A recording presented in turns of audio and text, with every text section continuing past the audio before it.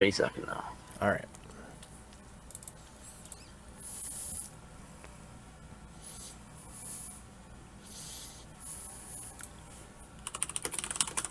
Okay, and now we have Pokemon Omega Ruby. Oh, Alpha Sapphire. I'm not sure which one he's winning. Torchic percent by Eddaket. Hello, everybody. This is a bad idea. We're just going to leave it at that and start the run. All right, so time begins when I hit begin game right here. So 3, 2, 1, go. Welcome, everybody. This is Pokemon Alpha Sapphire using Torchic as the main Pokemon. Normally we use Mudkip. Throughout the early game, switch to Latios or Latias, depending on the version of the game that we're using, and then we switch to either Kyogre or Groudon, depending on the version of game that we're doing. This run will be using Torchic the entire time. Well, Torchic and its evolution. We're not staying as a Torchic.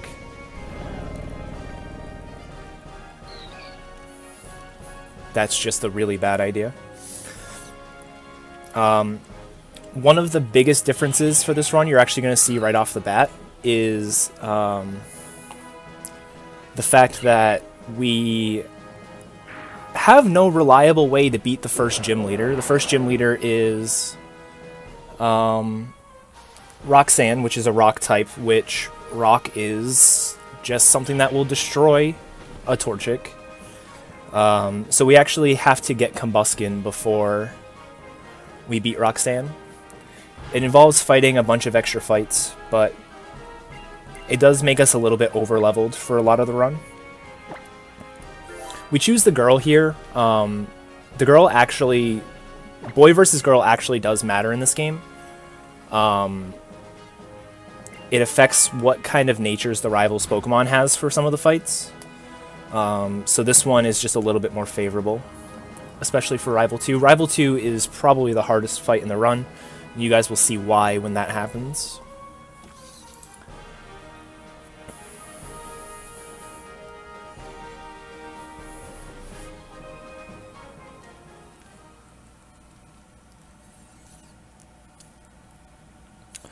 Alright, so first thing we're going to do, we're going to set our options.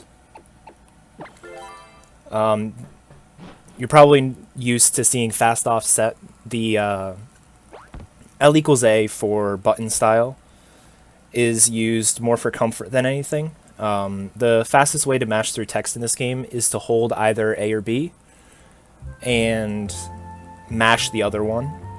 So a lot of times what I'll end up doing is I'll be holding down L and mashing B. It's really easy to accidentally say no to something by doing this, but most of those I have figured out, so I just switch to holding B and mashing A. Another nicety is the fact that you can use L to talk to trainers, so you can run up to a trainer by holding B and hit L instead of having to take your finger off of B to hit A.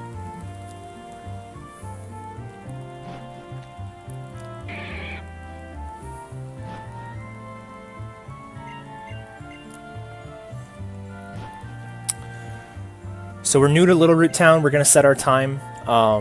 The date for this run doesn't... So there's no RNG manipulation for this run, for Gen 6 in general. At least nothing reliable. So the date and time that the game is at really doesn't matter. For this run in particular, I choose a specific date because it does not have rain on Route 119.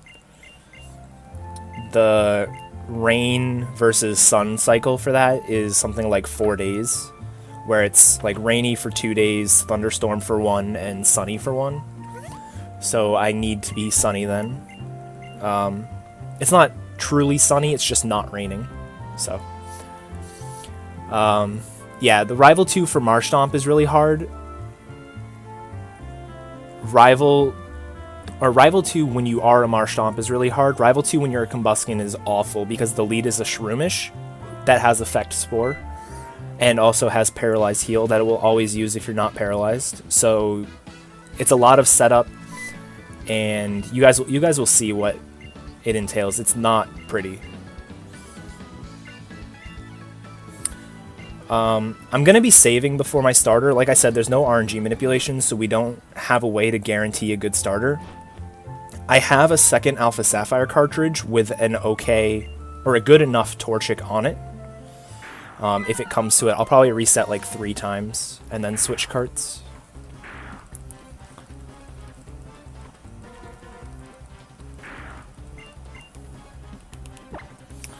So we'll save.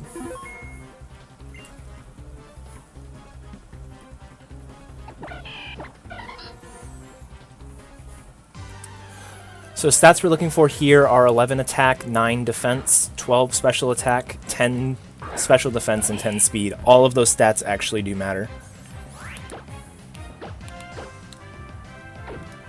Wow, that was almost good enough. The basically what we need is we need nothing to be a minus nature except for defense can be minus. If defense is a minus nature, we're gonna have a really bad time on some fights, but it's not too bad. It's better than anything else being a minus nature.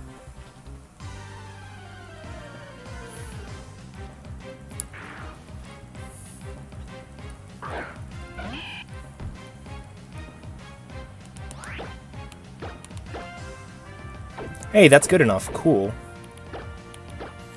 And I already used the wrong move. Good job, guys. We did it. It doesn't matter. The Ember is fine.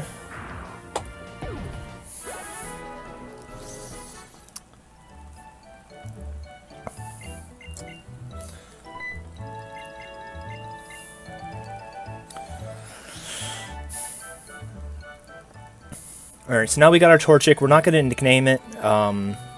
The text in this game moves fast enough that it's not all that important for us to nickname it. What was this nature? We don't see the nature yet. The only thing... Oh, whoops, I said no. See, I told you guys, it's easy to say no there. The only nature... We could be minus defense, but even if we're minus defense, we would have a pretty high defense IV. This encounter here is scripted. You will always get an encounter your second tile into the grass. It's also an encounter that cannot happen on this route. There are no level 3 Pokemon on this route, but this guy's a level 3. But we're absolutely going to kill it. We need all the experience we can get. Oh yeah, if one of the mods can do exclamation point next game, that would be great. Thank you, Fades.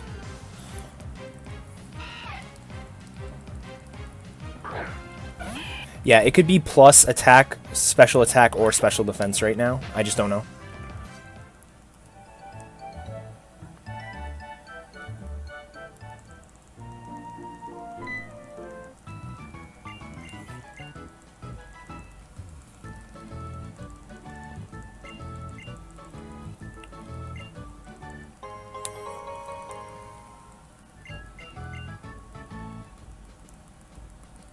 My PB for the game is using Mudkip as a 312. For Torchic, it's a 347. If that tells you anything about this run. Another thing that's worth pointing out, there's 2 ways to move in this game. You can either use the D-pad, which is what I've been doing, or you can use the circle pad. Using the circle pad, or using the D-pad, will restrict your character to tiles. So if you notice, I'm moving either up, down, left, right, or any of the diagonals. Using the circle pad allows more fluid movement, which you'll see me doing when I get the bike. For this, though, I've just been using the D-pad. It's a little bit more comfortable for me. And it's a lot harder for me to get stuck on walls, which you will probably see later on.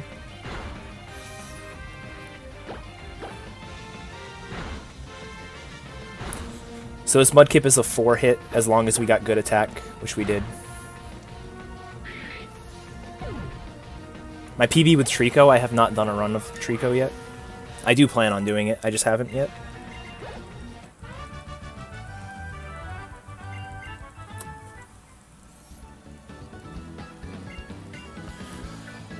Also, this game is full of free heals, which you'll see, especially in the early game. We have a lot of times where it's like, oh, I could heal here, but I'm just gonna get a free heal anyways, so it doesn't matter. But anyways, what I was saying about the movement, so I'm using the D-pad for movement now. Indoors, you're actually still restricted to tiles. If you do circle pad movement, it still acts as if you're doing D-pad movement. So inside, there's no point to using the circle pad unless you're more comfortable with it. I'm personally more comfortable with the D-pad, so that's what I end up using. Yes, we're going to be using echoed voice strats. Torchic is absolutely slower. Most of the time loss is because we need to get Combusken before Roxanne. So, for reference, we need to get to level 16 before Roxanne. The Mudkip route, so the normal route for this game, is, I believe, level 9 for Roxanne. So you can see the difference there. We have to fight a lot of extra trainers in the early game. But one of the nice things about fighting those extra trainers is we have the ability to be super over-leveled for a good chunk of the game.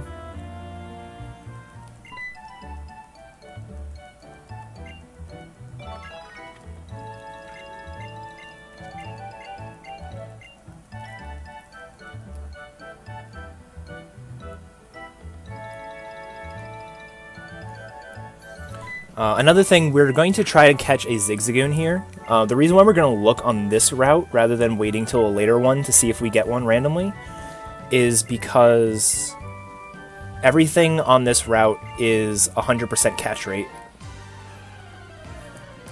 The game is being nice to us and letting us catch Pokemon for free here.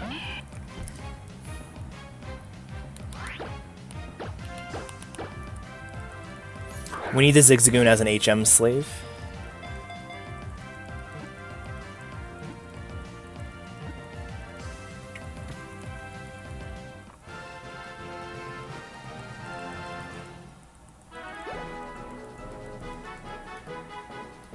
No. The EXP game does not get punished for being overleveled. That's exclusive to Generation 5 that happens. Whoops.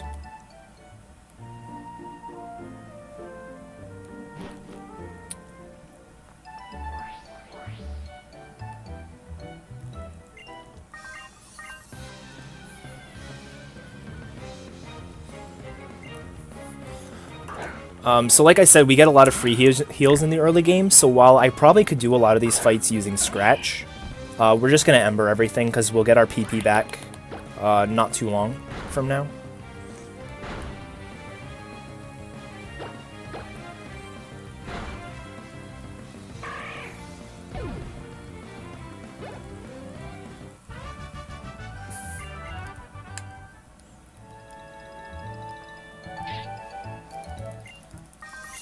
So here's our first of many optionals.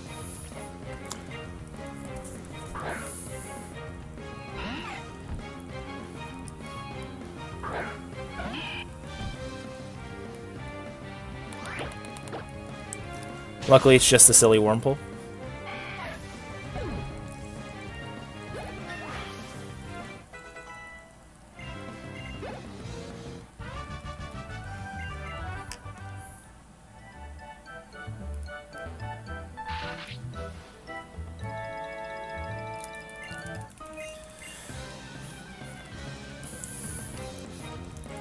So we actually fight almost every trainer that's possible to fight before Roxanne so that we can get level 16.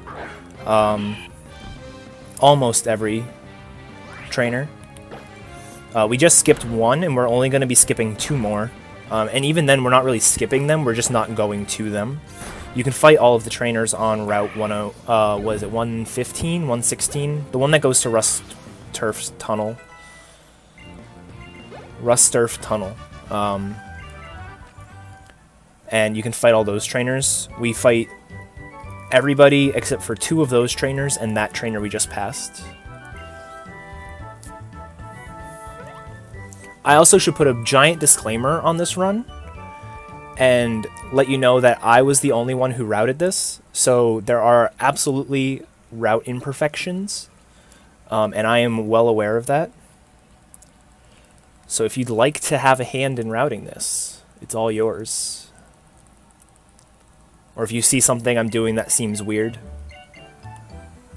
you can try it out yourself.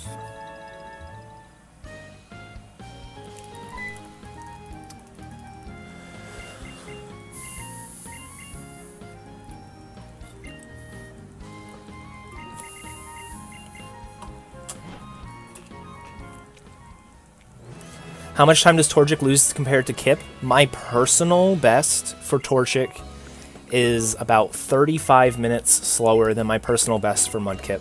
However, I have not run Torchic nearly as much. My sum of best, which is completely irrelevant, but my sum of best is a 330 for this.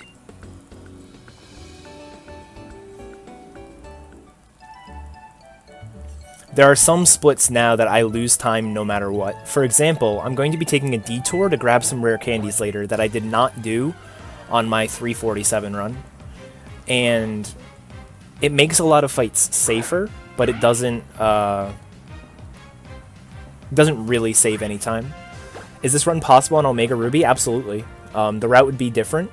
The reason I'm doing Alpha Sapphire instead of Omega Ruby is Carvanhas and Sharpedos are easier to kill than Numels and Camerups.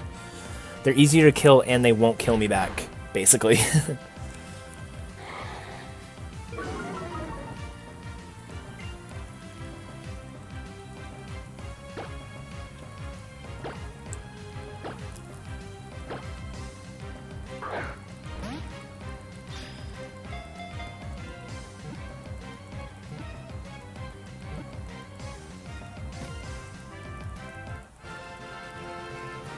Yeah, this is not a different category or anything, so it doesn't have its own leaderboard.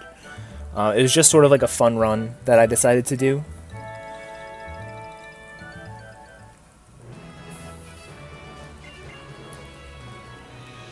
It was a neat routing challenge. I go the whole way with the Torchic, Combusken, and Blaziken. We'll actually be catching... We'll be gifted a Latias, and we'll catch Kyogre, but we don't actually use them. And we can touch on that when we actually get there.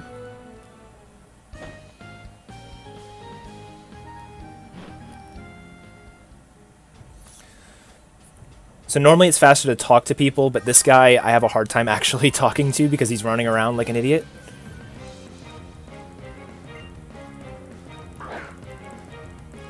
Garf. We catch the Blaziken because we still get the experience. It literally doesn't matter.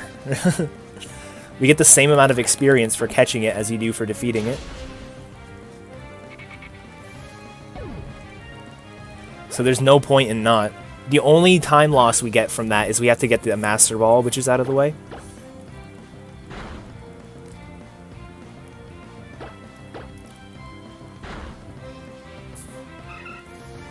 Yes, this is weenie strats.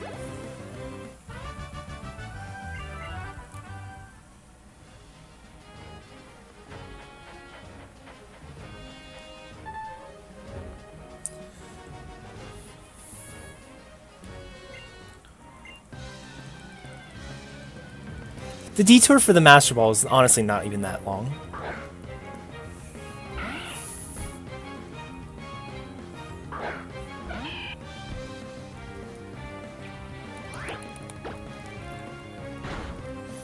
So the AI in this fight's actually kind of silly. Ideally, we get growled, which is exactly what happened. So she can use, or he can use a full restore if he gets to too low of health. So we want to try not to get him that low. The goal is use Ember once. If it does half, just use Ember again. If it doesn't do half, hope you get growled so you can scratch. If you don't get growled, you're basically guaranteed to you're basically guaranteed to see the full restore. Also, that is the first example of spinners in this game being absolute cheaters.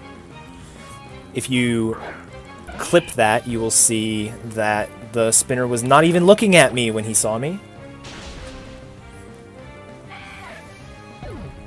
It's fine, I was going to fight this guy anyways, but it's still stupid.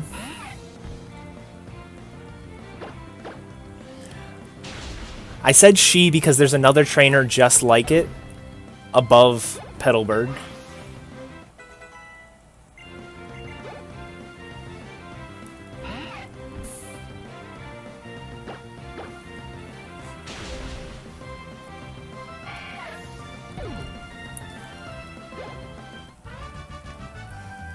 We also got really lucky and didn't take like almost any damage.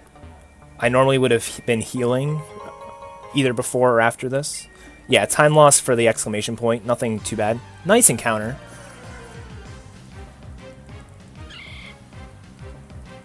Shroomish, my arch nemesis, as you will see later on.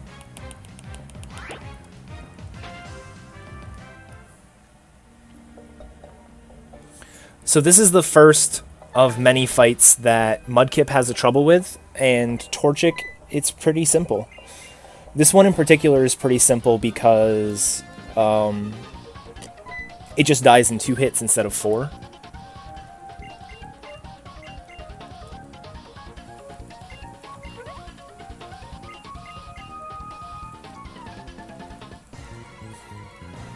Is Torchic allowed to evolve? Yes, it is. Absolutely. This would not have been a thing if Torchic was not allowed to evolve. You would probably be seeing normal any % at this point.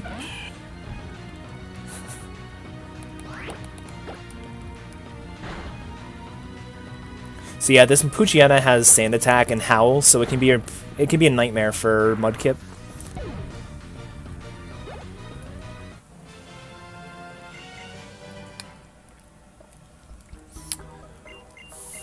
Is this OR or AS? This is Alpha Sapphire.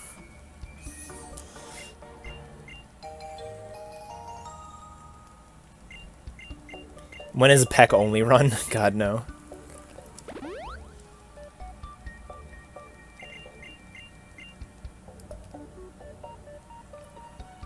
So we just got the EXP share, which normally we'd want to turn off. Dude, just talk to him.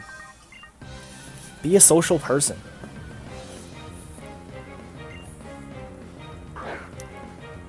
Trico % only pound, dang. So we got EXP share. We're going to turn it off after this fight, but we actually want to give him a little bit of experience because we're going to use him in a double fight.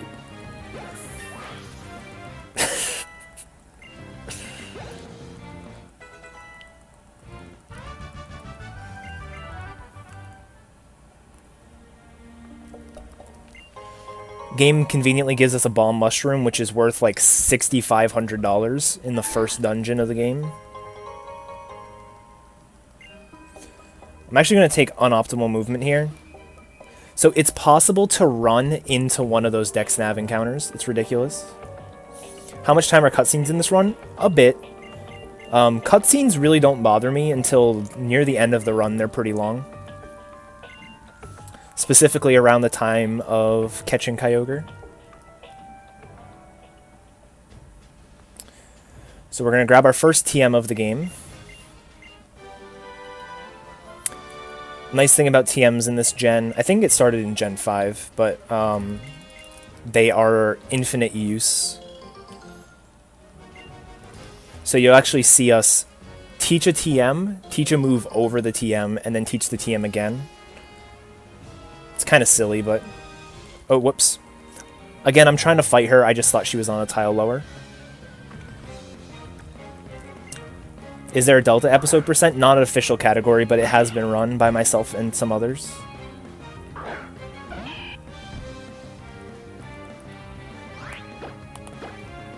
Oops. I forgot to both teach Echoed Voice, which I need not for this fight, but for a fight coming up, as well as turning off EXP share. So Zigzagoon's going to get another level here. Yay!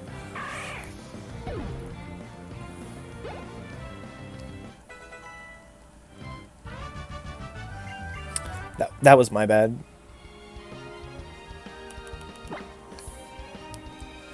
Alright, so we want EXP share off, and we want to teach Echoed Voice.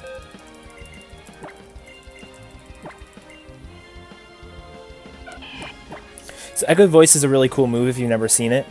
Basically, it is 40 power, but it will increase by 40 power every time it's used. Or every time it hits.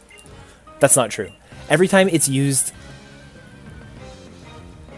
I'll explain why every time it hits is not accurate later, when it happens, because it will happen.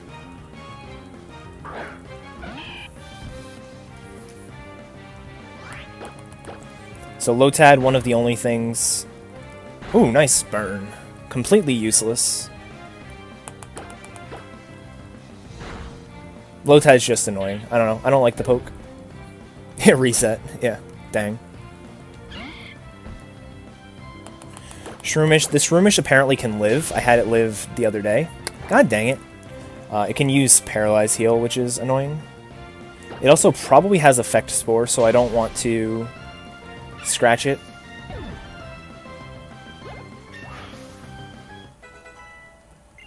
Yo, shoutouts to the creator of the overlay. All of the overlays were created by, I believe, MK Dasher and the Sinstar, so you should thank them. So the real reason we get Zigzagoon, guys, I bet you've never seen this fight before in a speedrun.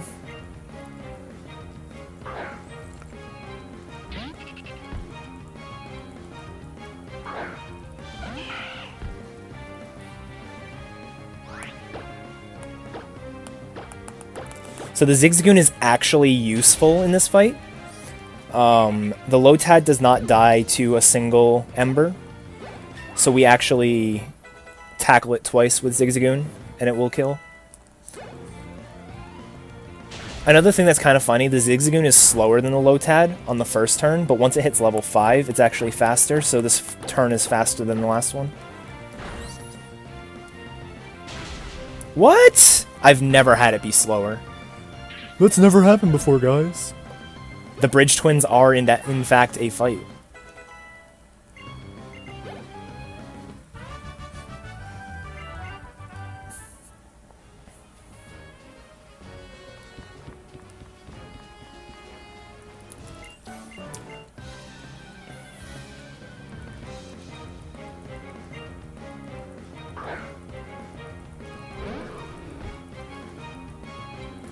Zigzagoon sucks. I want my money back.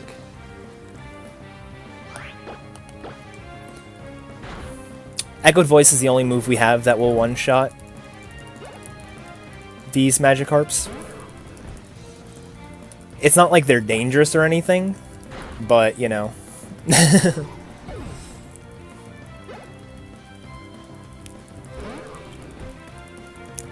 That's never happened before in the 20 runs of this I've done. 20 attempts, not even 20 total runs. That includes a reset, like resets.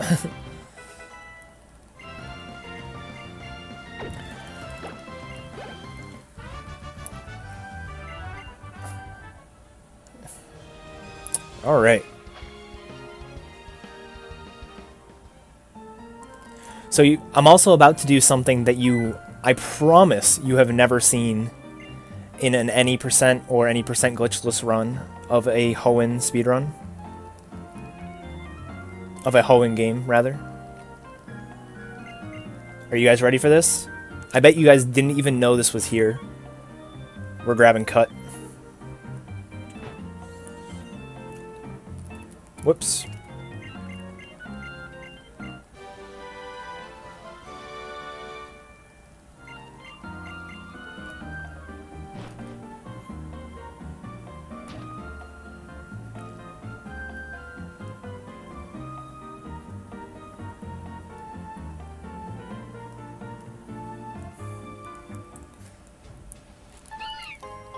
We need that for, wow, nice encounter. Cut for more optionals? No, cut for a rare candy later on. So one of the things I did recently is I routed in a few extra rare candies to give ourselves Blaziken before Winona. Before that, we were getting Blaziken on after Mount Pyre. But having it for Winona is really powerful for us.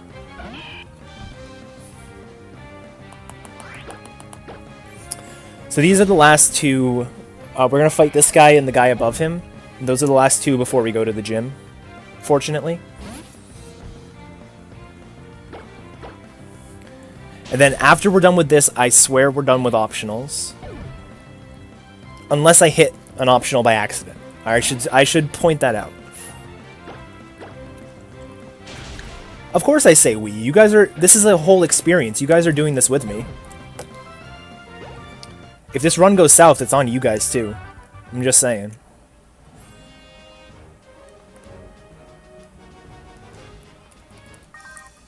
This guy's such a cheater! Oh my god! Once again, I was trying to fight him, but I was trying to talk to him, not have him see me out of the back of his head.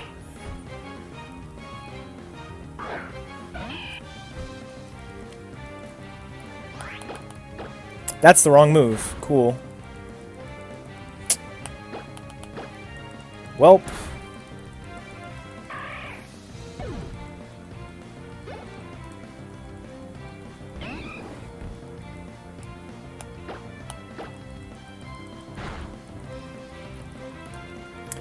Please hit. Please hit. Good.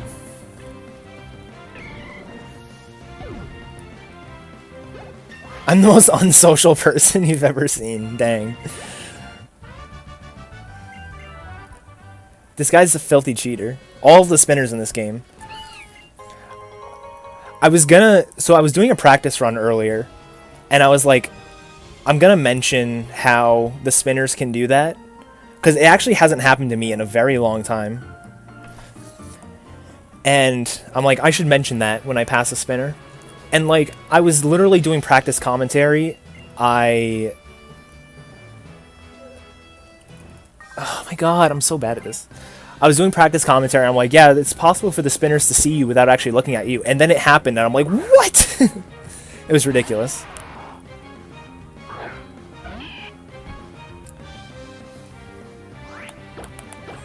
So we fight the three trainers here. It kind of sucks, they all have Geodudes. And Geodudes are obviously slow to kill with Ember. If we get knocked into Blaze, which I don't think will happen, but if we do get knocked into Blaze, the next one can go a little bit faster.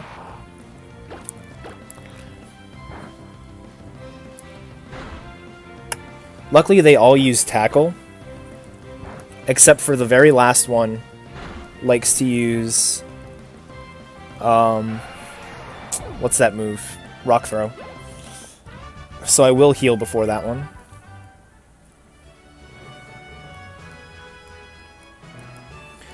And I'm gonna save here, not because I think anything bad's gonna happen, obviously, but because I don't want to go back to Mom's house if something does happen.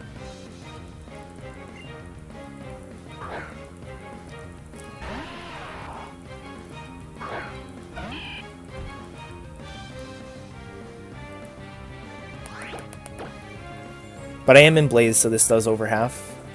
And then it used Defense Curl anyways, it doesn't matter. We all good. So, if you guys don't know what Blaze is the Fire-type version of Torrent, which enables Fire-type moves to do 1.5 times damage.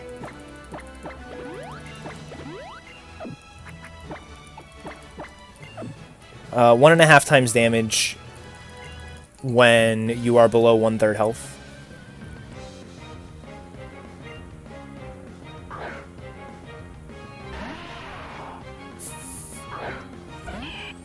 We'll be using Torchic, Combusken, and Blaziken the whole game, yes. Not just Torchic. Ooh, nice crit. That crit was actually really useful. And finally, the moment we've all been waiting for, level 16. Oh, it's such a glorious time to see level 16 in this run.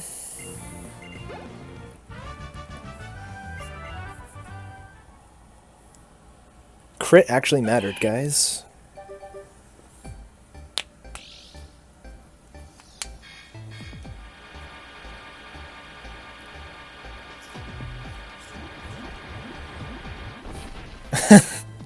$12, by the way. Alright.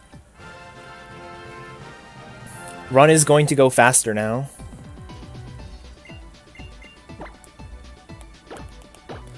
So we have double kick now. Finally, a stab move is not Ember. We now have the fighting typing, which means rock type moves don't destroy us. And Roxanne is a piece of cake. So Roxanne has two Pokemon. She's got a Geodude and a Nosepass. The Geodude has Sturdy, so it'll take 2 turns. And the Nosepass is just bulky, so it also takes 2 turns.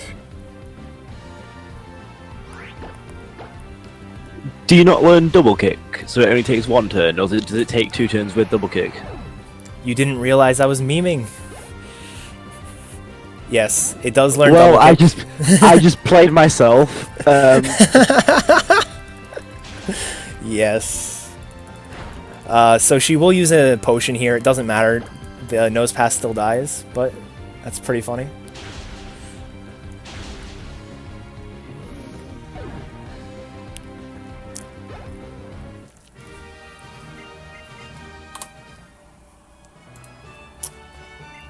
Fucking baited. Jesus. Alright.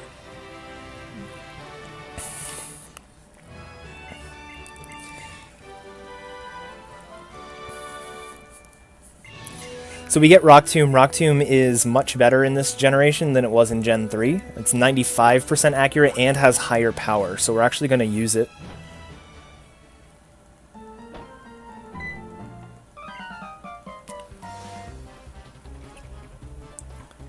Yeah, the level 14 Nosepass is nice. It's actually really nice. Even with Mudkip, the fight's so much better than it was in Gen 3. She only has 1 potion she can use, and because Geodude has Sturdy, she'll always use it on that. It's like really nice. So those fights are never too bad.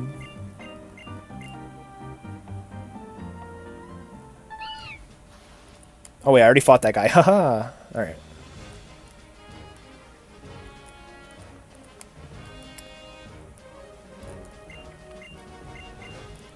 Alright, so what are we doing here? We are using a repel. Healing. We don't actually need to heal for this fight, but we need to heal for the next fight.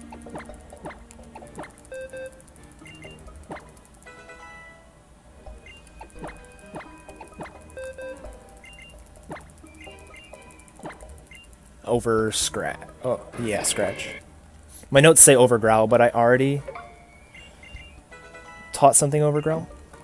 So spinners in this game are really easy to avoid. Basically all you have to do is you stand next to a spinner, you wait for him to turn any direction that is not the direction you need to walk, and then you just run past him. Spinners don't have any sort of like, oh, somebody ran past me, let me quick spin. That doesn't exist in this gen. So it's really easy to pass spinners. Also, this fight is so nice with Combusken. With Mudkip, this fight isn't too bad, but it's a little annoying. But with Combusken, it's half of a turn. It's not even both double kicks.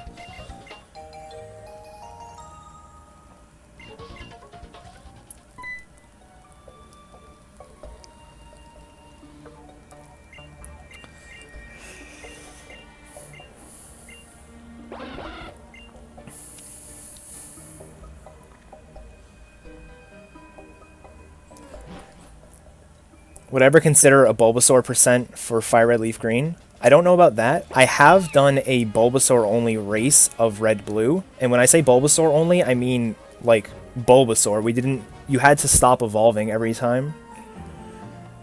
That was a interesting race, let me tell you.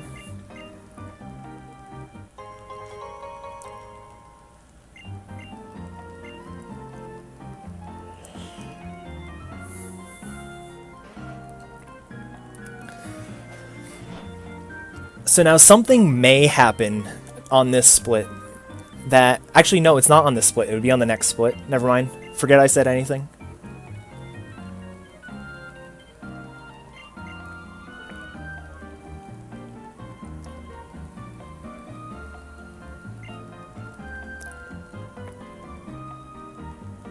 How do you find VODs of the Bulbasaur race? Unfortunately, it was done in person at a GDQ. So there are no VODs, but I'll tell you, it was fun. And it was a nightmare. Why don't I stop evolving in Torchic %? Everyone's going to ask me that the entire run, aren't they?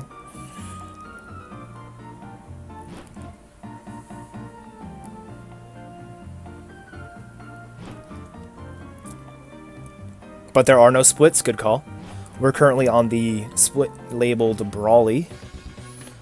Unlike Generation 3, Brawly is forced upon us. We actually have to fight Brawly in order to do the Dewford Cave, or Granite Cave segment.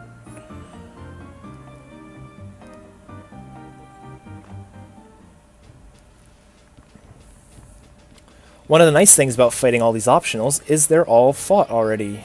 So we can just run past them.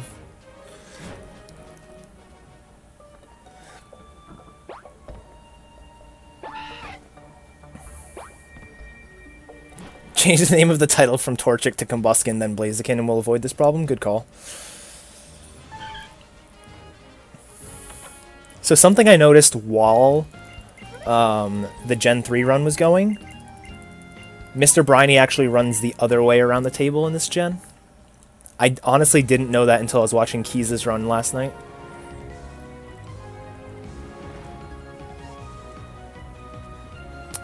Yeah, Brawly's not too bad to defeat. Brawly's gym is actually the hardest gym for Mudkip, and it's not even close to the hardest gym for Torchic. It is kind of tricky, and I'll be saving at the very beginning of it.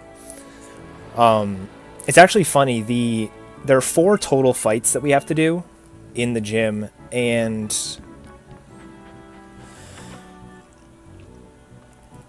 there are 2 that are hard for Mudkip, and there are 2 that are not really hard, but kind of dangerous for Torchic, and they're the opposite 2 fights. So we grab the Silk Scarf, that's the normal type boosting item. So we're actually going to give it to Combusken right now, as well as saving. The saves aren't necessarily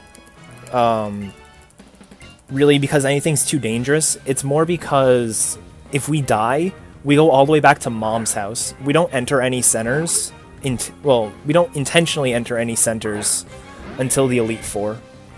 So it can be a very bad time if you accidentally die to, like, Maxie or Archie, and you have to go all the way through a ton of fights, or a ton of areas just to get back. So that Meditite has Confusion, which we did see it use. That's why that one could be a little dangerous. This fight is the most dangerous fight in the Mudkip run, and it's not even worth saving or healing for. What nature is the Torchic? I actually don't know. Next time I teach a move, we can see the color codes on the stats.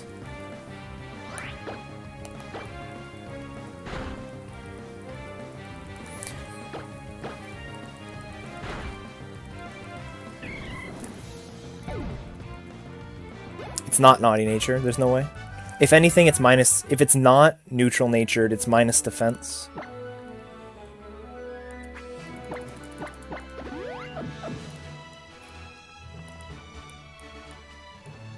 Whoops. Also a little movement tech in this game. You can actually talk to people diagonally from them, so that can be used a lot to save tiles of walking. This is not with a set starter seed. There's no RNG manipulation in Generation 6. And I should have used... Motherfucker. I should have used... cool. An Ether. I completely forgot. So this is why these fights can be tricky.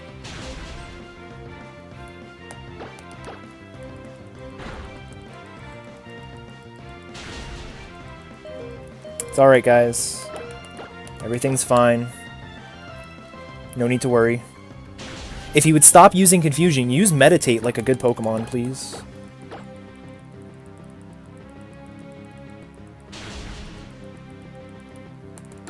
One more heal. Thank you. Zigzagoon, go.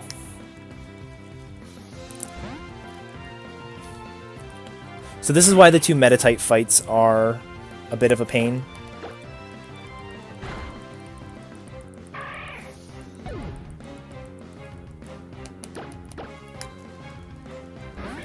It's okay, guys, no one panic. He didn't just die? Oh my goodness. What is wrong with everything?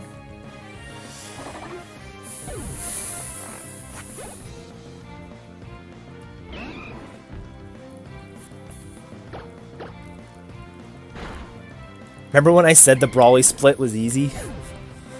Yeah.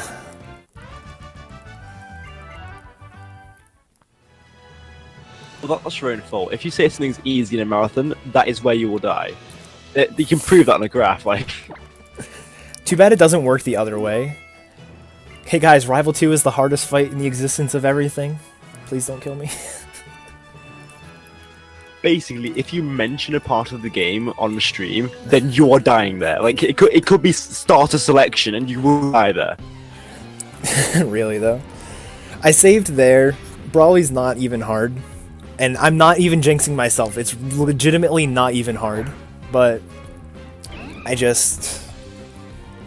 I'm not doing that fight again. That's the worst that fight has ever gone.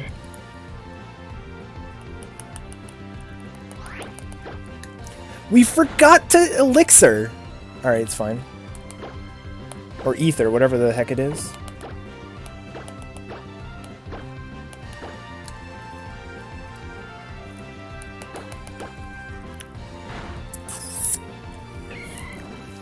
So there's a pretty high chance that, remember when I said that this fight is free?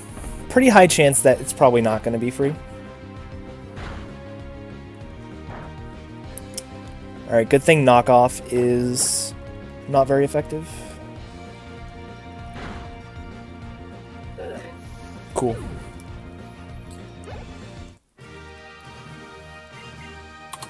Alright, only lost like a minute and a half to that. It's fine. Still saved 40 seconds on my Mudkip split. I just would like to point that out.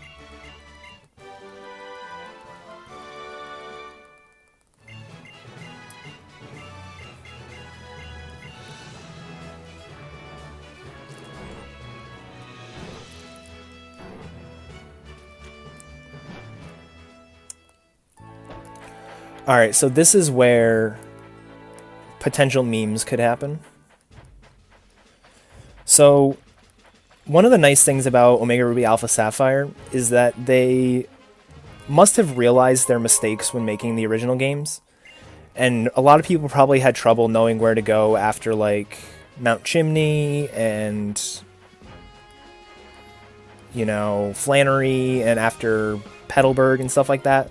So the old speedrun for Gen 3 used to get an Abra, and in Gen 6 we don't need the Abra because we can... the game like automatically brings us to where we need to go in those places. Now, we don't need an Abra, but if we were to get one, we would actually be saving a little bit of time. So we're not going to look for one, because I don't have enough time in the estimate to actually look and catch for an Abra. Look for and catch an Abra. But, on the off chance that the 10% encounter appears,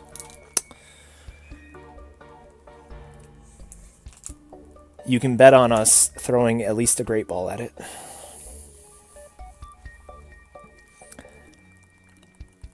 It's only ever happened once. It will save about 2.5 minutes if I catch it. And yeah, it's not worth actually looking for. Yeah, because unlike Emerald, Ruby, and Sapphire, these games have like free teleports, don't they? After Flannery and after Norman, I want to say. Yep, Flannery, Norman, after the Mount Chimney, not Mount Chimney, Meteor Falls. So after all of those places, we get automatically teleported somewhere. So we don't need the Abra on a normal run, but I'm going to be going out of my way to get a few rare candies, and having a way to get back to Mauville really quickly would be nice.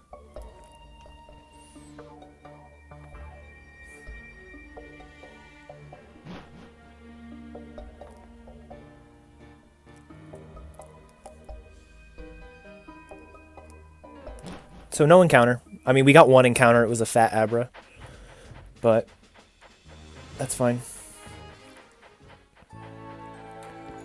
I'm like really low on healing items because of that one fight. So we're going to do something I don't know if I've ever done. I'm going to kind of use the center in Slateport. I'm going to do the PC deposit just to get my health back. And it also... Actually, it doesn't even save the ether. Because I already used the ether, but... Yeah.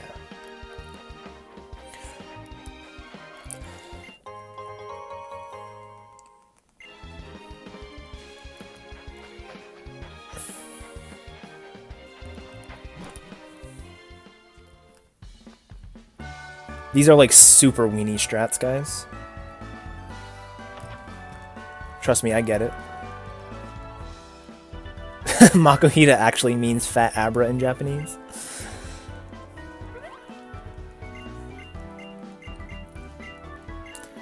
So these two fights are actually pretty tough. There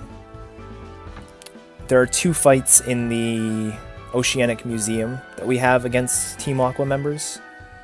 And they're actually a little dangerous for Combusken.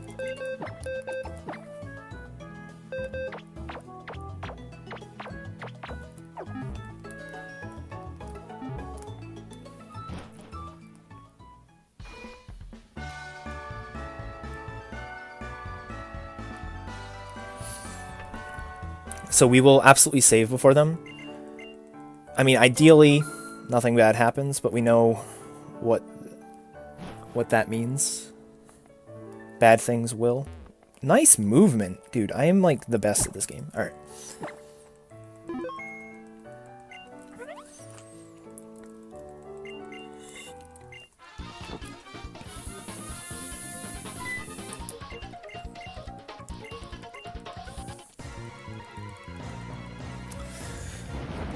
Alright.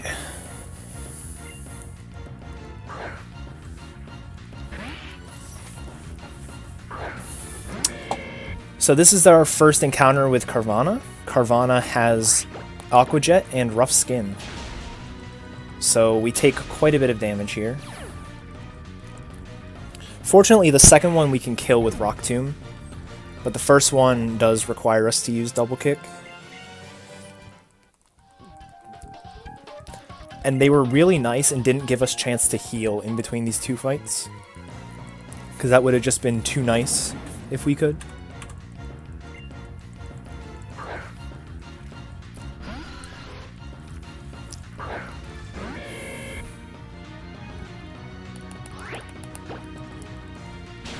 This Zubat here is literally the reason we teach Rock Tomb when we did.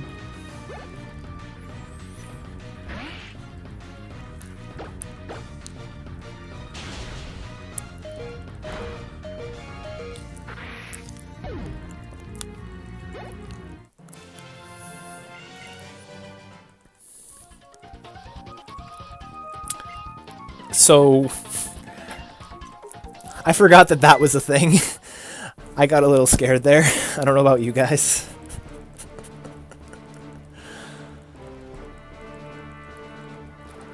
So if I had used Double Kick on the second one, we would be dead to Rough Skin damage.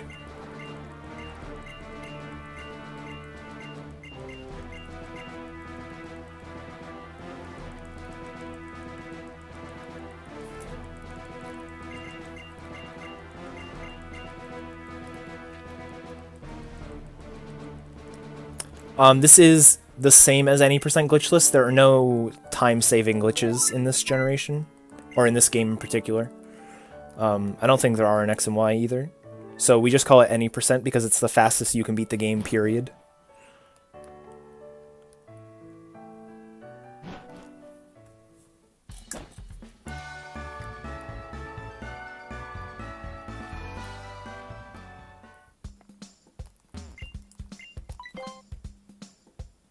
So here we're going to sell a bunch of items and get like a ton of money.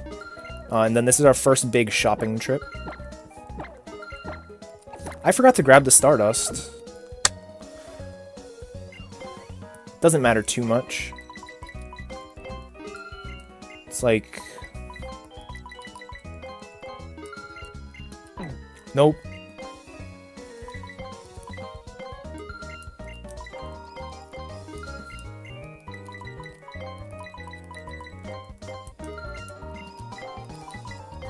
Yes, I'm buying a ton of X items.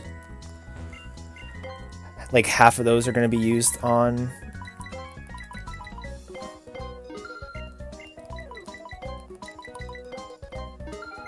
Rival 2.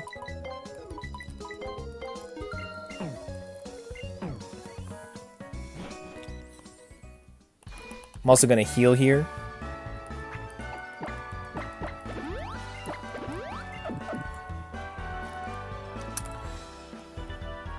I'm not sure if Eddaket's mentioned it yet, but every gym leader besides TNL has 0 IVs in every stat of their Pokemon in this game. Yes, I did not mention it, but that is true. I forget what Tate and Liza has for IVs. I want to say like 15 or 16. All of the Elite Four members have 8 IVs in every stat, and the champion has 16.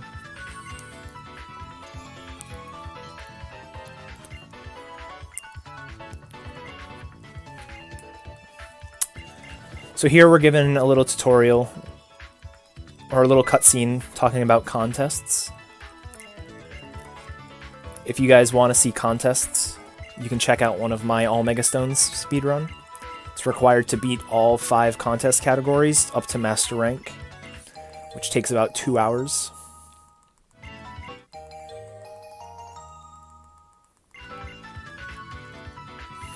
Some random trainers have IVs as well. Like, actually, Rival 2, all of his Pokemon have 24 IVs. Like, he's insane. Rival 3, they're back down to, like, 0. Even Nintendo and Game Freak knew Rival 2 was broken and insisted on, like, you know what, we hate speedrunners, let's up the ante again. Exactly, it's awful. God dang it. Alright.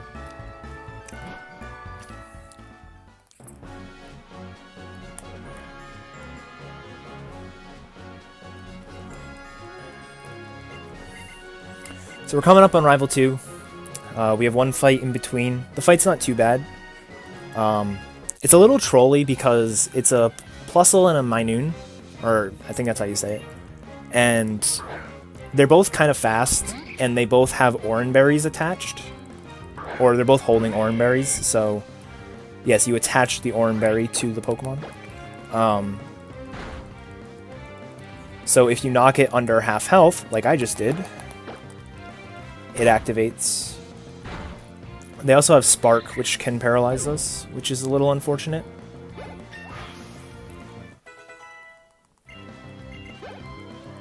They do give a ton of experience, though, which is really nice. This one's definitely faster than the other one. Switcheroo is really nice because it means that it won't activate for him. So that was actually really cool. Really good. I did not use my other Oranberry yet.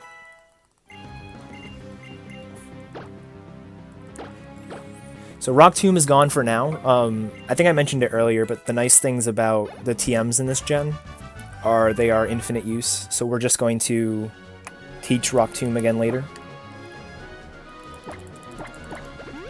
I literally said, oh wait, I can use Oranberry, so I don't have to waste a potion, and then I just use the potion anyways. Alright. So we'll save before Rival 2, for sure.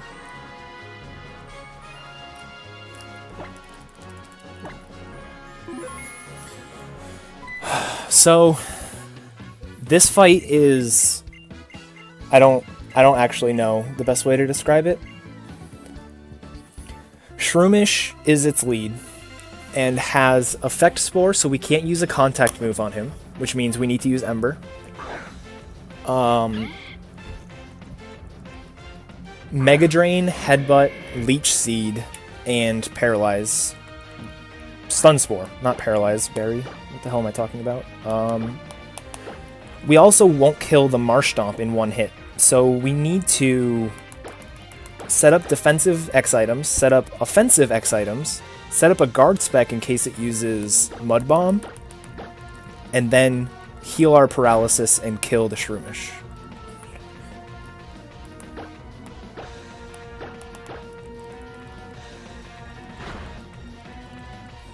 All while we take Leech Seed damage. Just kill me now.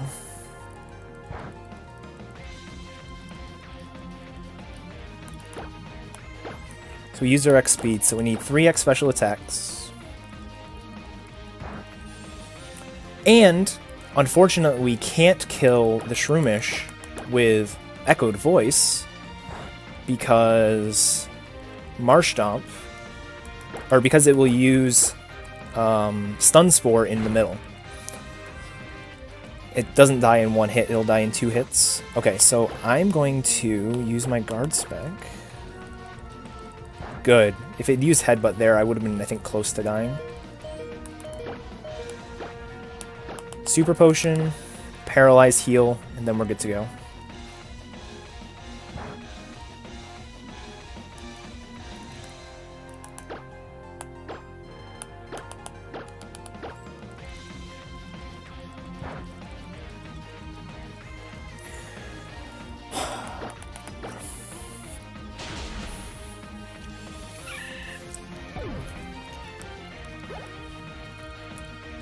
So Marshtomp does get a turn off, but should die to 2 Echoed Voices. And because we have the guard spec up,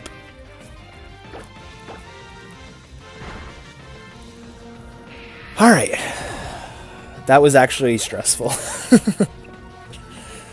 But we're in the clear now.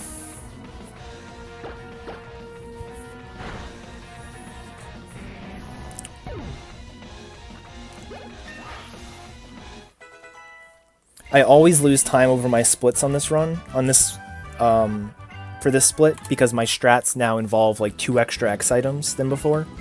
It's just way more safe to do it the way I just did it than to do it the other way. I used to use 1 less X special defense and I think 1 less X special attack. But we do get a free heal there, which is really nice. We don't have to worry about healing off anything. Of course, he turns the direction I need him not to.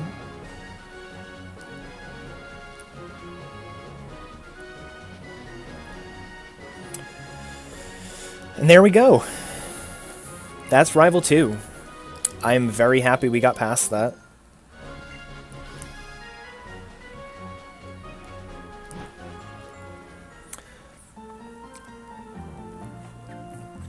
So now we make it to Mauville City. If you guys haven't seen Oras and you're only familiar with Gen 3, Mauville City looks completely different to you. They made it sort of like an indoor shopping mall kind of thing. I like the design, but I know some people don't. Another thing that they added, I believe in Gen 5, is the ability to refresh your repels, which is so nice. Once we get max repels, we're basically just going to keep our repel active until the end of the game. Mauville confirmed, dang.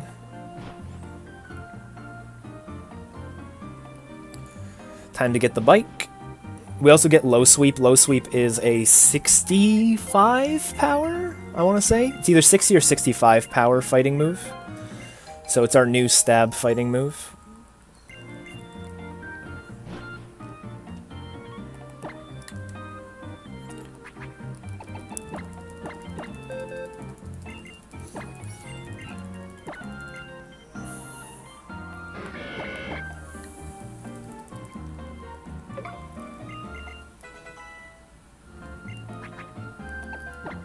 We're going to register the bike. And we're going to bonk into a bunch of stuff, and then we're good to go.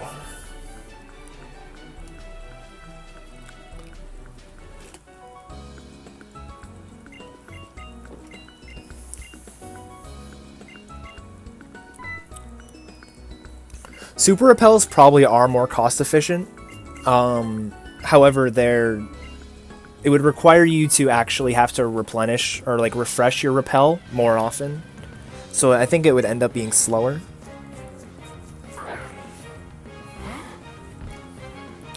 Oh crap, I keep forgetting to look at the nature, guys. Next time we learn a move, I'll see if I can remember. Ralts does not die in one hit unless we're really good. Alright, cool. That wasn't supposed to happen. He was supposed to get a move off. I mean, it's fine. It's not like it's a bad thing that I killed him. Except now it makes me look like an idiot, because I was like in the middle of saying he doesn't die in one hit, and then he died.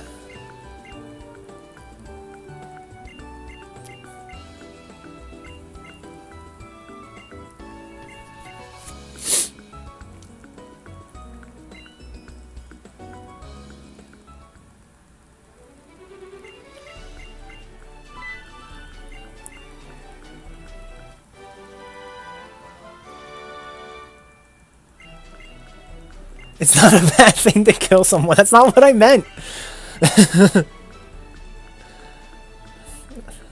God dang it, guys. I understand I say kill instead of faint. Or knocked out. It's just how I am. So, if you guys liked the White 2 speedrun earlier, where everything was... or where it was like, drink if it gets static... this is a good gym for you guys. 4 out of the 5 non-gym leader Pokemon that we fight have static, so it's a little annoying. But that's why we bought so many paralyzed heals earlier.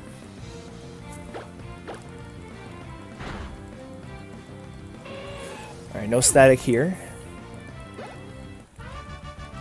So it's not a bad thing to knock someone out. Alright.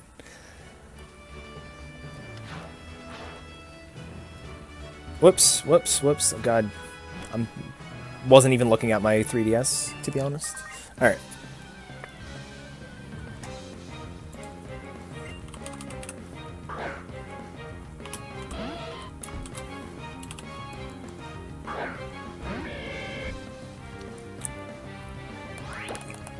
Also has static. Also didn't activate.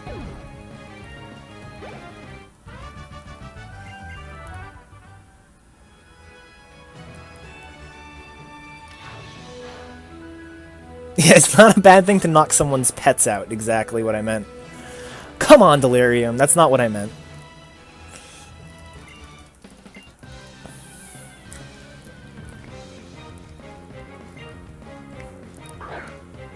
See, Edda, though, every time you say one of these things in chat, it's another voice clip of you saying something horrendous. Exactly, I know, I know. You guys all promise not to use this out of context, right? You can't lie over the internet. I got paralyzed and not even from static. Come on. What was it, Spark? I didn't actually look.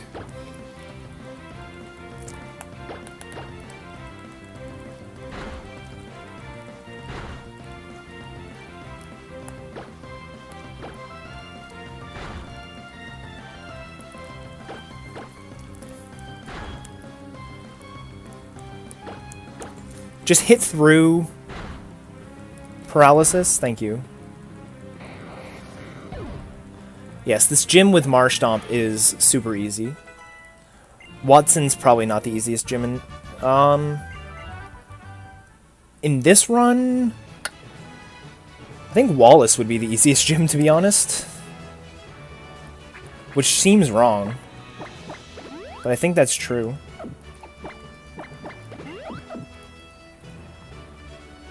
I'm gonna save here.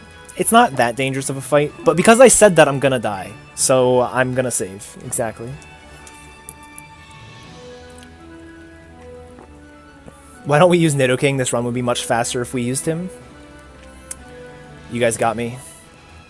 Norman's rough because a crit ends... like, a crit and you're dead. With Watson, you just have to worry about getting confused by Love Disc.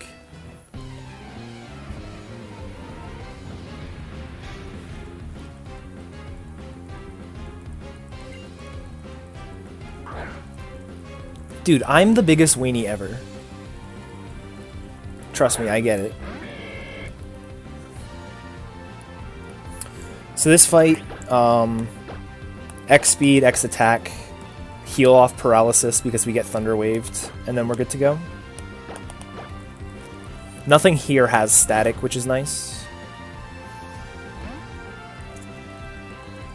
I meant Wallace, guys, not Watson. Sorry. Wallace has a love disc.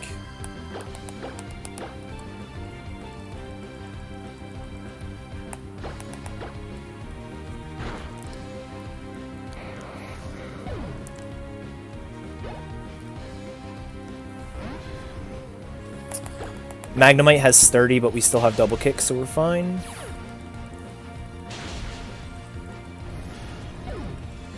Yeah, Bulldoze would be fabulous, but it doesn't learn it. Blaziken learns Bulldoze, which is just like the biggest pain in the ass.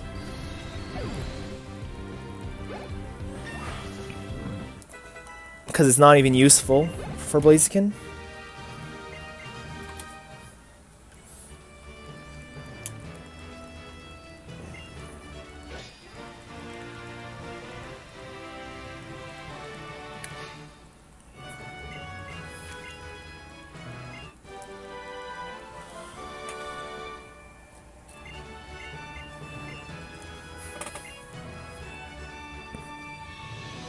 Just get 36 before Watson's gym, exactly. We get 16 before Roxanne, why don't we just get 36 before Watson?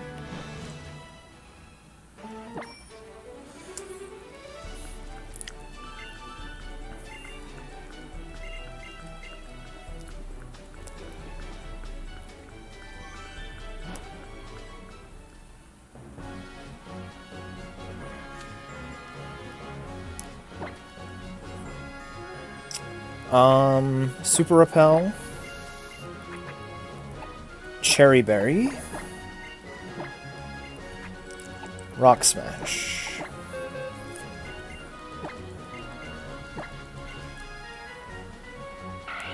Are you guys talking about Thunderbolt in this game? If you're talking about Thunderbolt in this game, you get it by doing the new Mauville quest for Watson, which can be done after capturing or defeating Groudon or Kyogre.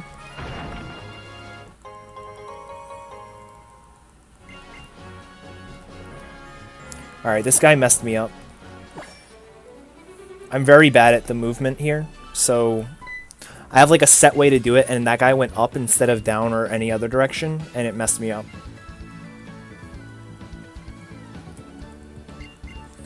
Nature, I didn't teach a move yet.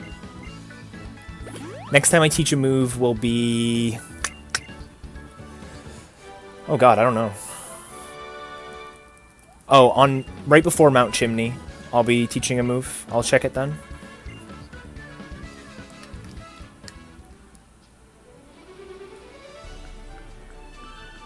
Come on, turn.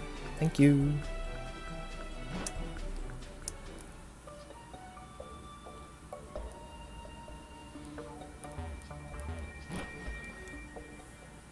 Pretty sure it was neutral. I think so too.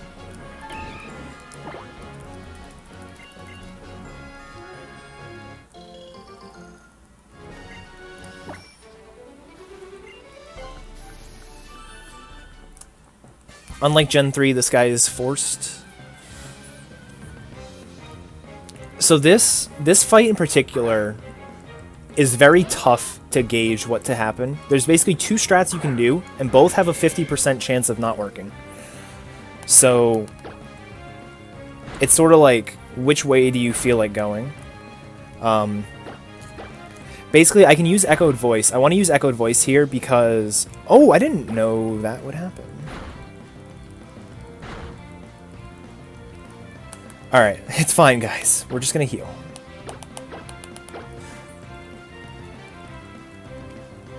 So this is actually intriguing. We use Echoed Voice because it's non-contact on Electrike, and also because it gives us a way to consistently kill the Bagon. Once we get to Makuhita, we can either hope he doesn't use Fake Out and use Echoed Voice again, or we can hope he does use Fake Out and use an X attack. If we choose wrong, we're going to get whirlwinded out of the fight. So I'm just going to go with Echoed Voice. We got Fake Out, so rip.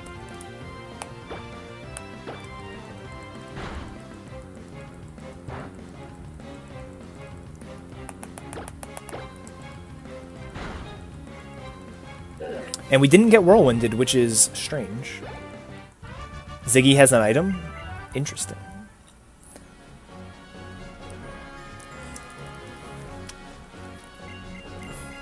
Here's our now forced tutorial on secret bases.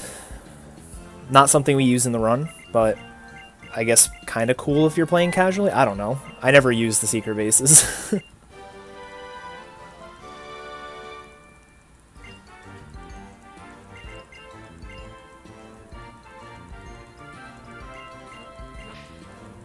Wait, Joe, is that true? That's kind of cool if that's true. I did not know that.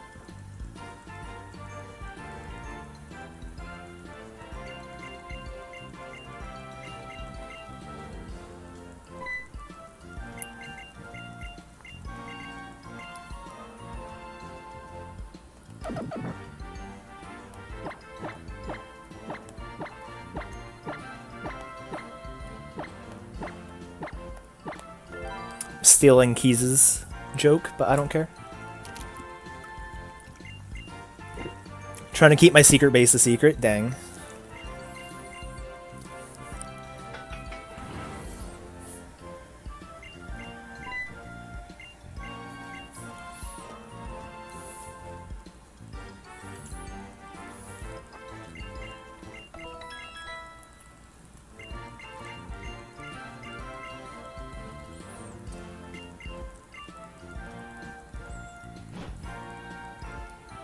Keys is right after me. I did know that. So we're actually going to teach Secret Power. It's not that bad of a move. And it's non-contact, which is what's really nice about it.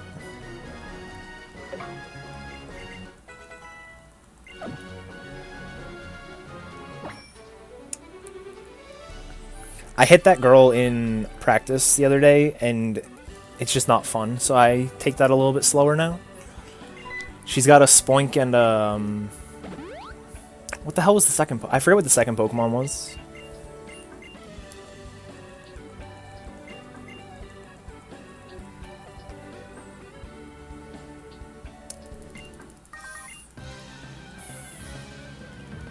So we get a free heal there, which is nice because we already got a free heal. Oh my god, guys! The girl saw me the other day. Trapinch is not guaranteed to die, so the fact that I did... It's not guaranteed to faint, so the fact that I did faint it is good. Then we use Secret Power to kill the Electrike. Or not kill the Electrike, because that's cool too.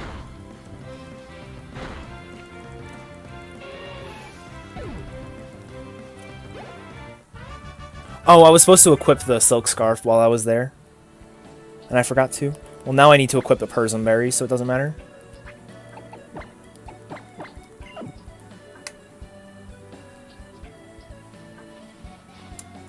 I also hit that Ninja Boy in the soot there. Like, I did a practice run right before this. Literally, on that practice run, I got hit by the Ninja Boy. PSR 20.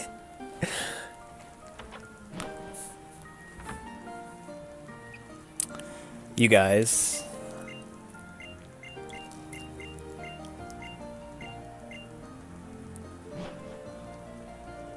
Hitting ninjas is okay though. It's fine. He has 3 coughings, which was like just awful. Cool. Sweet BMX tricks, girl.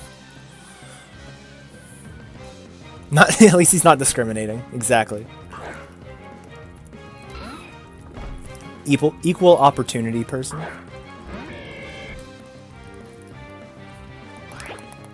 Basically the reason we keep double kick this long. Aaron has sturdy.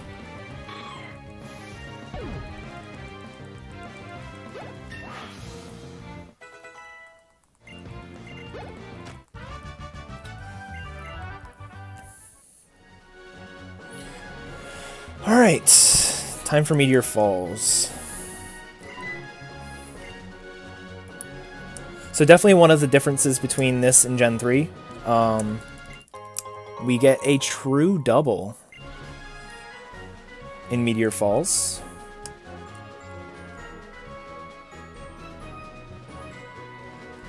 This hiker, 90% of the time he's looking up, so it'd be safe to just run past him. But I don't trust it.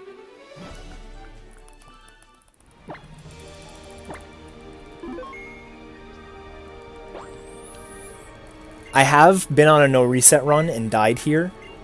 And on a normal run, for both Torchic and for Mudkip, on a normal run, you haven't entered any centers yet. So if you die here and you're on a no reset run, in order to get back here, you have to go from Mom's house all the way to Route 104, take Mr. Briney's boat all the way to Slateport, go from Slateport to Mauville, through Fiery Path, around Fowlerbore, and then back to Meteor Falls. It's like the worst thing ever. So saving here, anytime I'm on a no reset run now, I will always save here.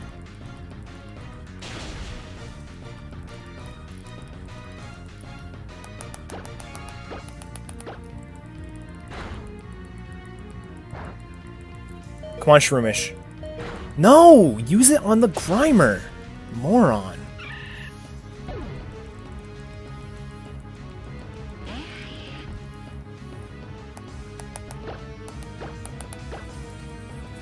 Yes, that's true, Butt Cheek McGee. Have your 10 minutes.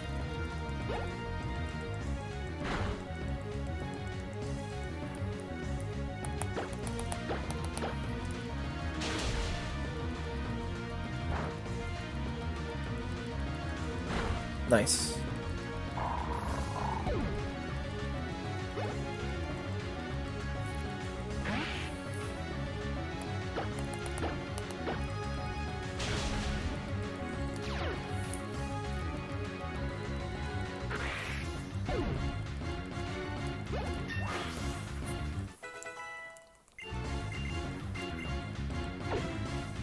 Not learning quick attack on a speedrun feels bad, man.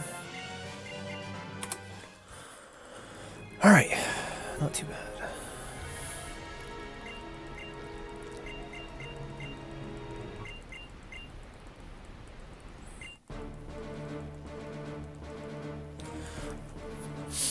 So this is the point in the run. It'd be really nice to have the Abra so we can get back to Mauville.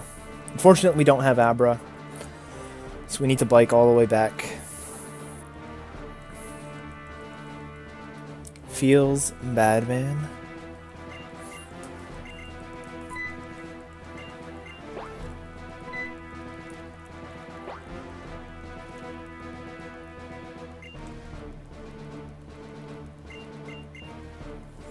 No, Winona... Well, Winona's required at least for Fly. It probably could be bypassed, although I've never actually tried.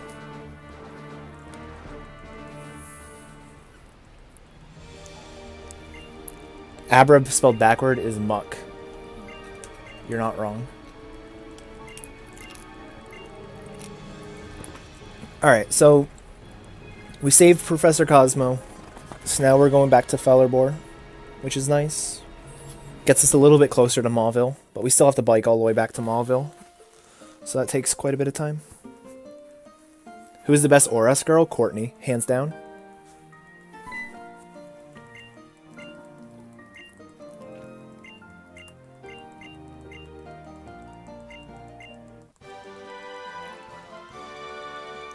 Best ORS girl is Mom.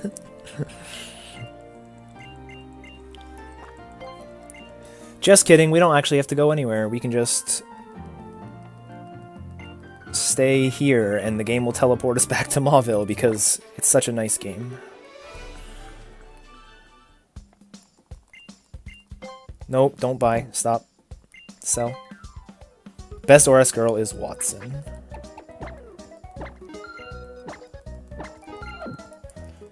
That Pearl kind of makes up for some of the...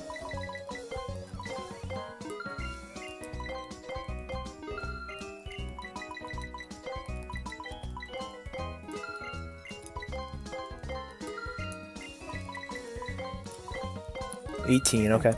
So you need exactly 30 max repels for this run. So I just need to see how much I can get there. I buy as many as possible after I buy everything else that I need. So because I need 30 and I bought 18, I need 12 more.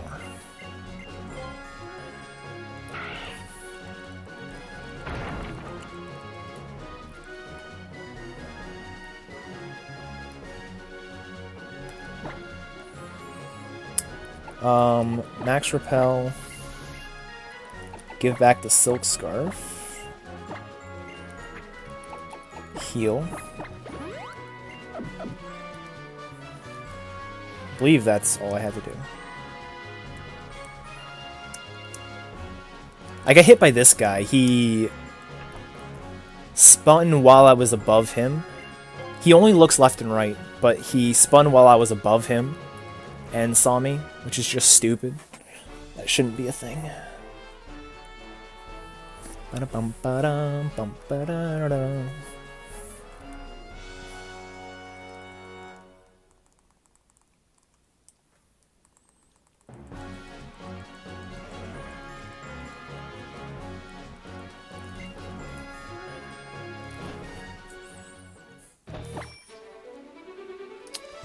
So now we're on top of Mount Chimney. We need to go stop Archie from doing something in a lava pit, which would totally make more sense for Maxie to be doing, but whatever. This is not Emerald.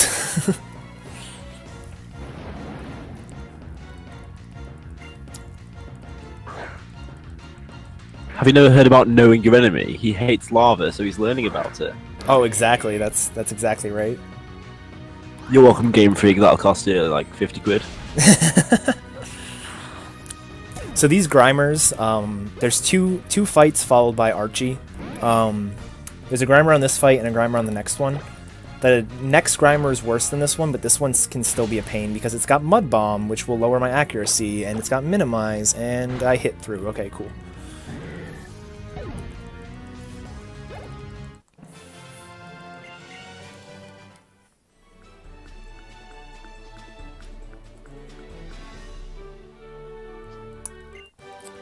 So, I did that fight completely wrong. I'm supposed to use Flame Charge on turn 1 because it has Disable.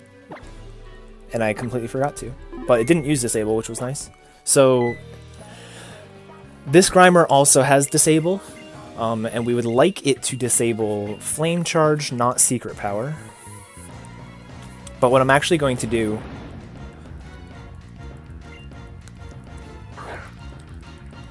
which I probably should have healed before the fight, but I think I'll be fine.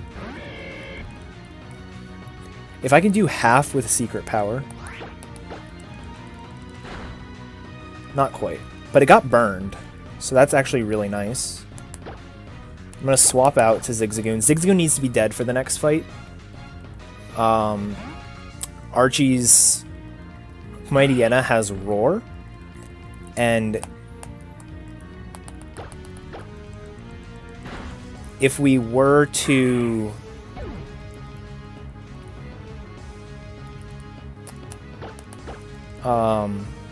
if we were to have two Pokemon, he'd use Roar while we're in the middle of setting up, and would cause issues. Him disabling that's fine. I don't need it.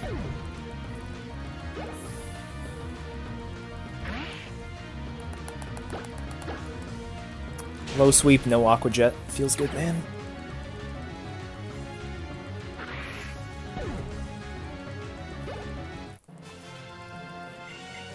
We also grabbed Incinerate. I forgot to mention that. We use Incinerate on exactly one fight. But it's got a property to it, which is really nice, that you'll see come out when that happens. I'm not done with my item menu. Why did I hit B?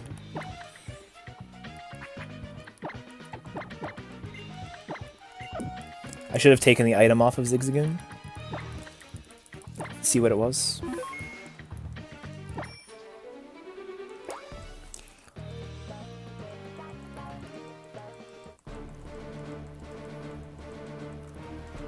Dude, what is chat right now?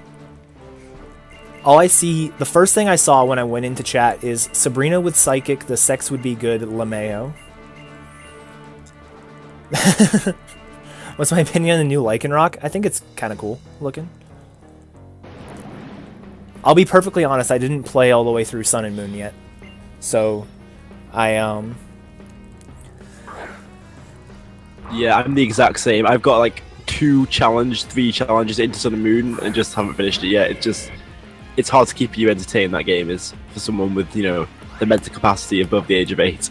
I'm kidding, but still.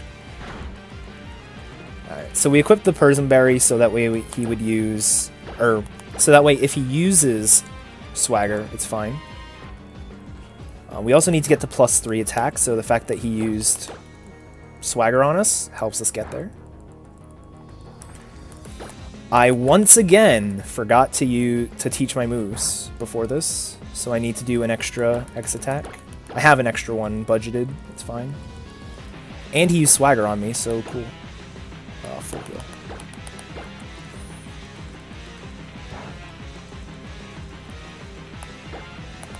Luckily, the Sharpedo does not have Aqua Jet, so it's got no priority move, and I'm faster.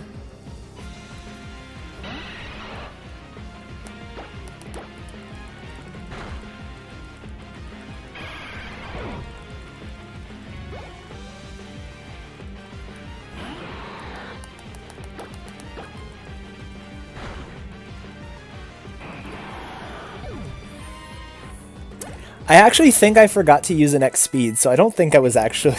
I think I was faster by accident. I don't think... Whew, I'm playing badly. Alright. Whatever, doesn't matter. We got through it. I didn't want to say anything. After I was like, and we're faster. I'm like, wait, maybe not.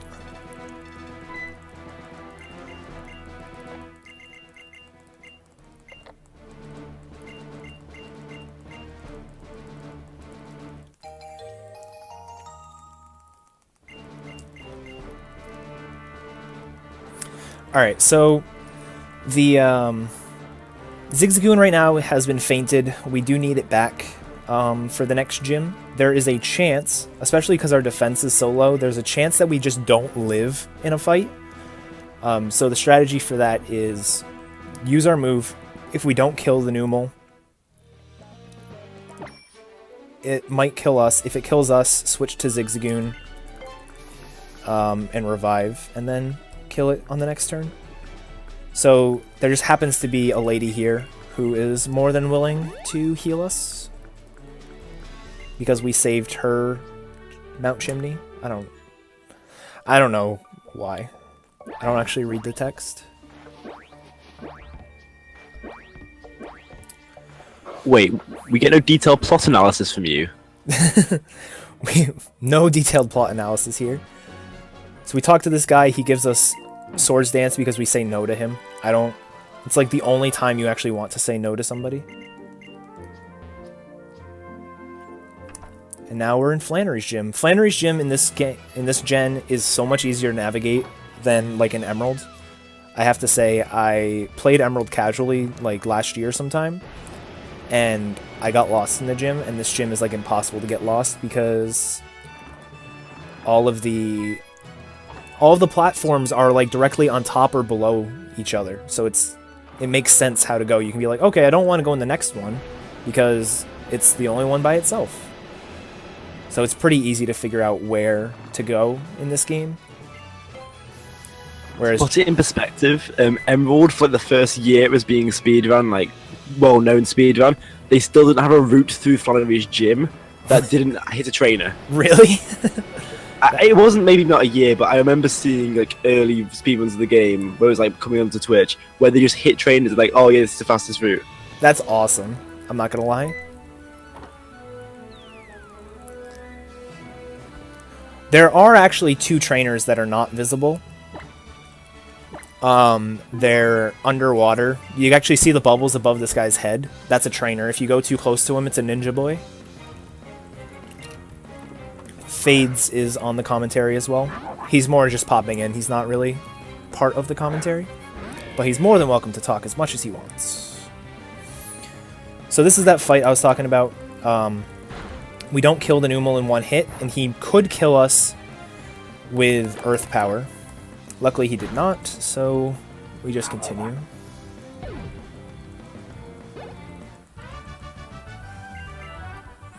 And I do need to be healed for the next fight. Flannery is a bit of an interesting fight. So the Slugma has Light Screen, Sunny Day, Overheat, and I forget what the third move is. And our strategies differ if it uses Light Screen on turn 1 or any turn other than turn 1, basically. In order to beat the Torkoal, we need to be at least Echoed Voice 4, like Echoed Voice turn 4, with no Light Screen, and Echoed Voice turn 5 with Light Screen. Actually, no. Echoed Voice turn 4, and the Numel requires Echoed Voice turn 4 if you get Light Screened. So it's like a really weird fight. Basically, we're going to try to use 3 X specials. If it uses Light Screen on not turn 1, we have to use 4.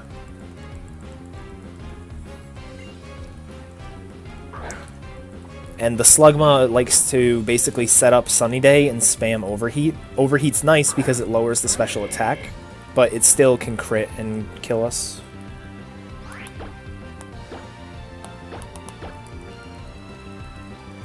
So it used Overheat turn 1, which means that wasn't Light Screen.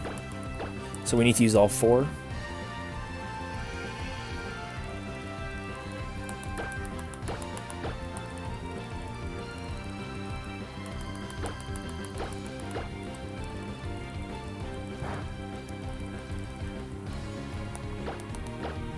I didn't teach...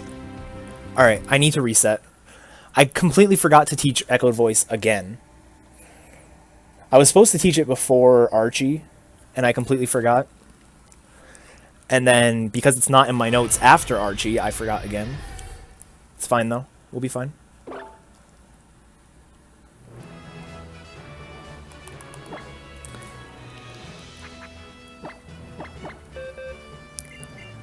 Like, I actually can't win that fight if I don't teach Echoed Voice. Woo! Alright. Oh yeah, nature check.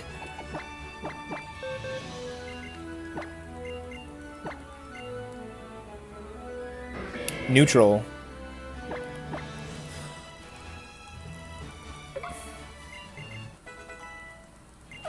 Now, just because it's my luck, I'm going to save again after teaching those moves because I know I'm going to get crit by Overheat, and I'm going to reset, and I'm going to go right into the fight again without teaching the moves. So I know better.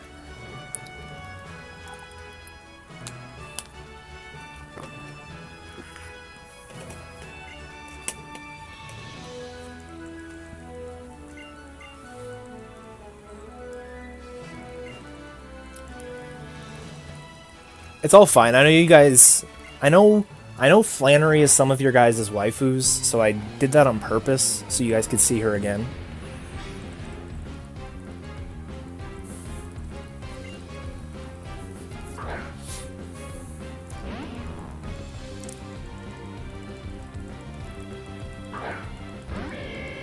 He's gonna use Light Screen turn 1 now, watch. It was all calculated. Darn.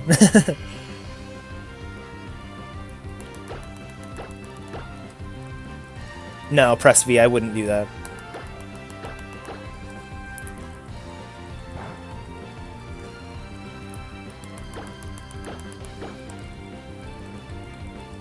Nice avoiding the attack.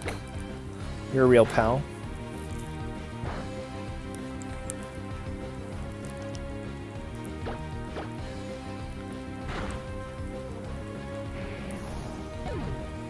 Flannery's face every time she talks.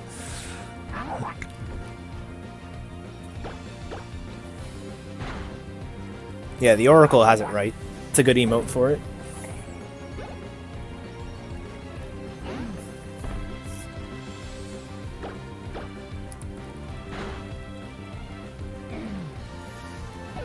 Alright.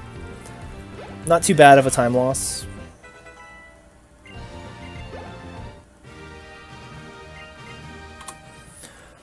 Hopefully we avoid those silly mistakes, though.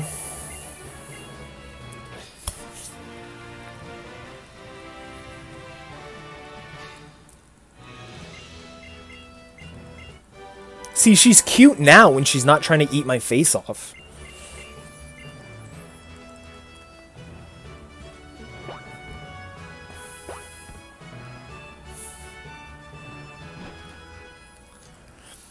Here's another one of those places. It would be nice if we had an Abra. Oh wait, here's Brendan to just take us back to Mauville. Or not Mauville, Petalburg. And the worst part is, both this time and in Fallarbor, if we say no, we stay in the city. Right? Just remember that. If you say no, you stay in the city, and then you can talk to him again, and he'll take you to where he wants to go. Alright? Just remember that.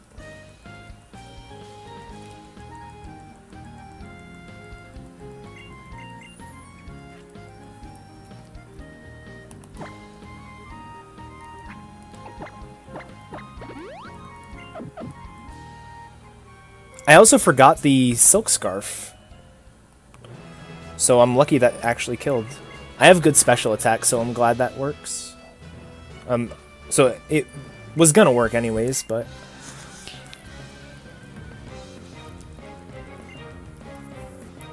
Is sub 3 hours on this possible? No. Sub 3 hours on any percent? Maybe.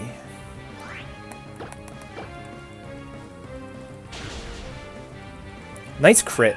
I learned this morning that this Delcatty has Cute Charm, which control you.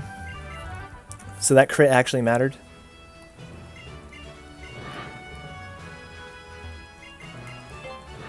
See, who needs Abra? Exactly. What nature is Combusken? It's one of the neutral natures. I'm gonna guess Bashful.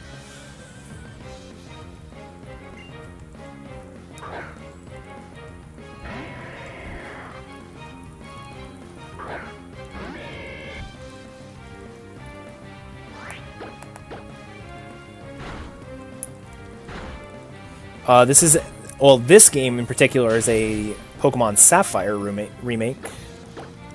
Not Ruby, but yeah.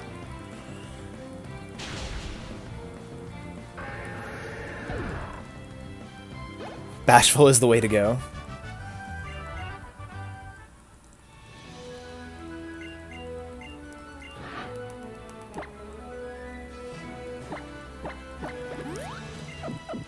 We don't actually need to heal for this fight, but we do want to be healed for the next one.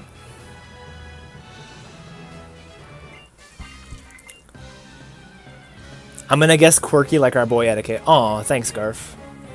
I think quirky's a compliment. No, quirky's a neutral nature. He's saying you're bland. Dang.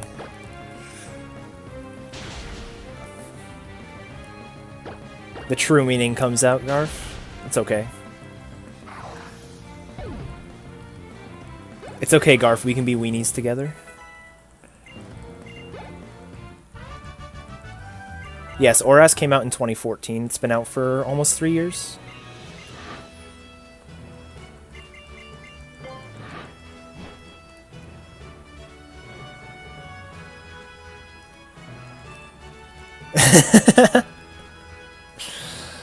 Alright, so Norman is, as you may expect, always a pain for a fight.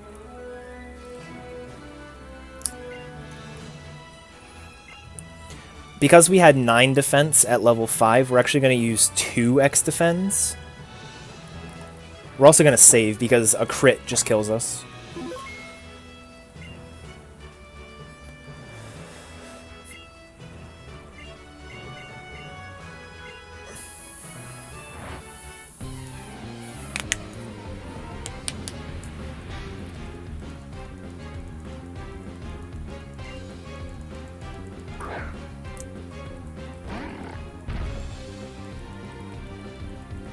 I think we're about to have a repeat of the chapters.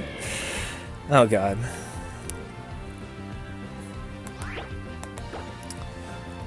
So best fight would be he just spams Encore. It has happened, and it's a really nice fight when that happens. But yeah.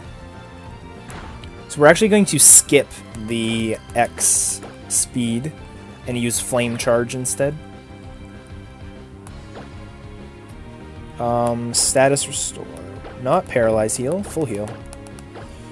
So we want to use the full heal on the turn that's not truant, because it means that we would be able to, like, he doesn't have a chance to use he doesn't have a chance to use Yawn again.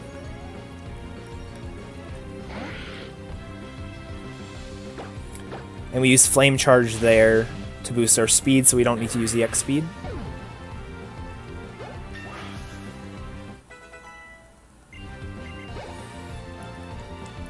Now here's where we really need to clench, because Slaking gets a turn off.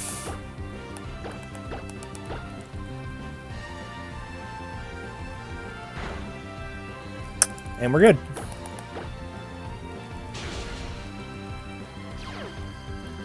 He might heal this, to be honest, but that's okay. Yeah. Just waste a turn. It doesn't... Slaking doesn't get another turn, so it's fine. I wonder if me being in Blaze there would have killed him. I don't think so. Like using Flame Charge. Wonder if that would have killed. Whatever, doesn't matter. Alright, so Norman down. Pretty easy fight, guys. Now, once again, the game does this thing where it's like, hey, you need to be back in Mauville City so you can continue on your quest. And you're currently in Petalburg City, because the way we made this game is the 5th gym is actually the 2nd city you go to, because that makes a whole lot of sense. And the layout of Hoenn doesn't make any sense. So, it's like, we're going to use Wally, and we're going to take you back to Mauville. However, now that I have Surf, and I have the badge that lets me surf, we're going to grab the candy that's just south of us in Petalburg. It's like right there. It's probably like 15 tiles to the south of where we're standing at this very moment. However, this is the one time they teleport us, and we don't have the option of saying no.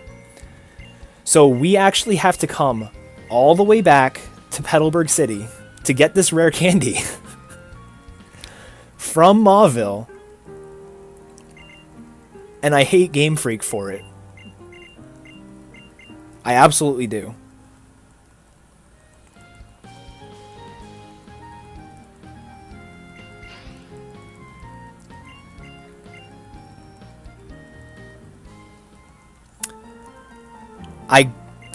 I cannot stand this. It's so annoying. Alright, heal. Crap, what do I need to teach? I need to teach Surf. Oh, Overheat.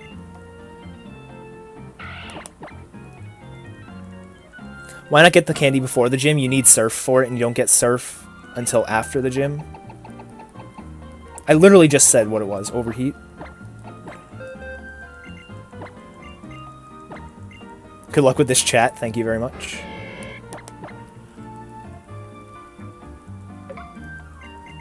Check the Ziggy item. Thank you. Ooh, it's a full heal.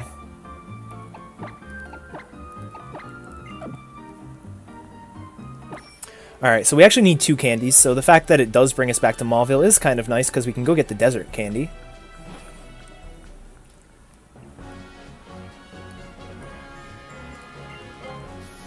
This is why we need so many extra repels. No, I don't want to break this one.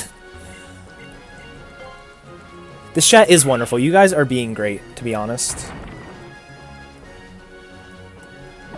Like, I haven't had any issues with you guys, and you guys are absolutely being entertaining in ways that I can't be.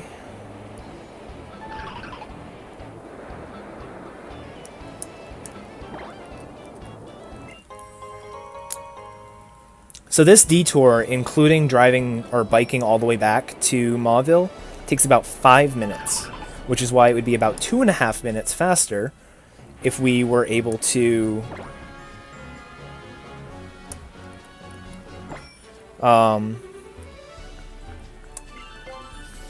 if we were able to have a Pokemon with teleport. Unfortunately, we didn't get one. Hey, and we got a free revive out of it, so that works.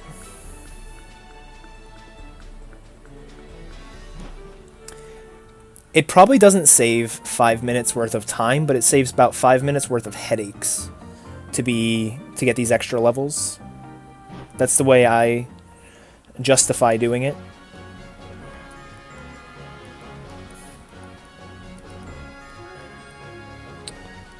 And luckily we don't have to fight any extra trainers. This is also the fastest way I found to do this.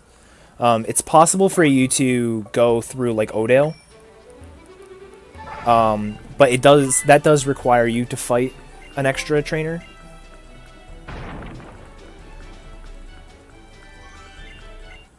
I did Gamma Soul when the map reloads. It reloads the rocks from Rock Smash. So I did break it the first time around.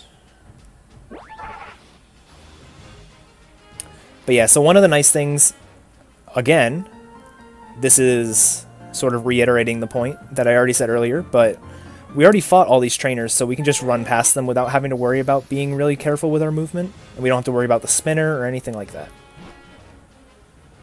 And we did get our first Mega Stone. You guys are right. This is now turned into an all Mega Stones run. Sorry, Keys, your run has been cancelled. Oh, wait. Petalburg. Hey, guys, we were back. We were here like 3 minutes ago. Would have been nice if we could just stay. Why don't you just get the candy after getting Fly? Very good question. We want the 3 candies because we will be level 33 going into Winona. And Winona is a very hard fight to do with a Combusken. So, instead of being level 33 going into Winona, we want to be 36, because then we'll be Blaziken. And you cannot use Fly outside of battle unless you have Winona's badge. So yes, it would be smarter for us to get these 3 candies after we get Fly. However, we wouldn't be able to do that. Or it wouldn't be as useful to do that.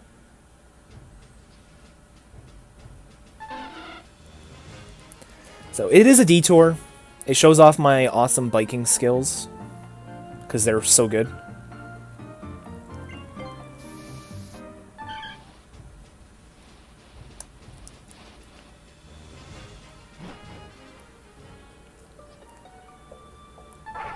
The muck bike isn't quite the same in Aurice as it is in Gen 3, is it now, though? No, it's so much better in this game. Like, it's probably the same speed in terms of, like, frames per tile. But just the screen is so much bigger, and I don't know, it's so nice. I think what Game Freak did is he said, what if we just made everything into polygons and then left the bike as it is, and all of a sudden you have a decent bike? Because when you have 4 directions, it becomes, you know, oh yeah, a bit chaotic. Exactly. And Desert Candy is just so much easier. Oh yeah.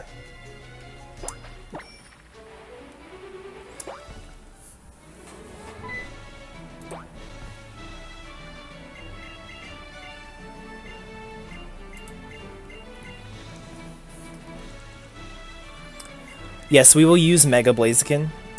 We want to try to avoid Mega Evolving as much as possible for 2 reasons. One, Mega Evolving takes a long time. Like, it takes like 20 seconds every time you Mega Evolve.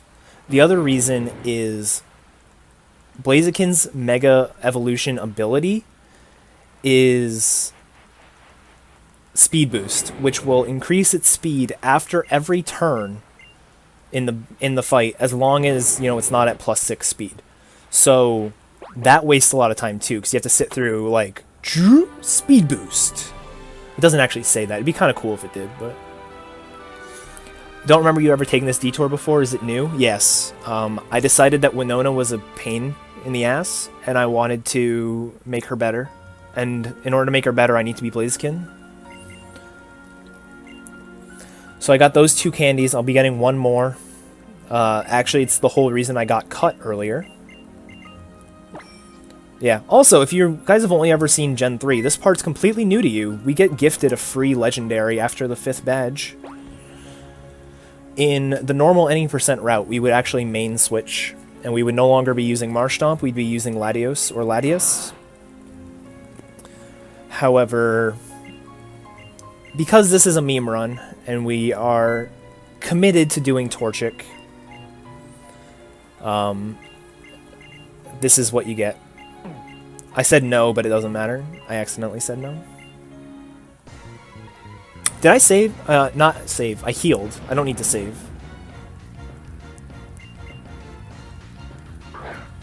Dude, Mega Blaziken with Speed Boost and Swords Dance? Come on. Does not get any better.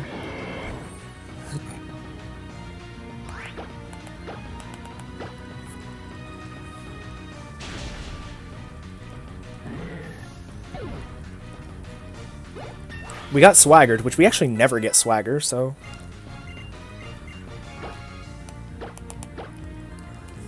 Teach Bulk Up. Also, the fact that we were slower than the Metang is a little, not concerning, but I don't think I've ever been slower than the Metang.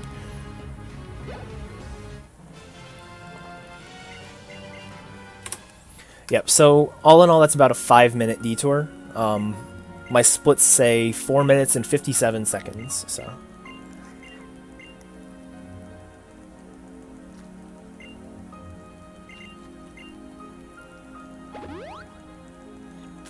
We did have high attack and we did have high special attack, which is nice. I learned this morning that some of the fights I didn't think were ranges are ranges, so having really high special attack and attack is good, because it means those ranges are probably either much better or non-existent.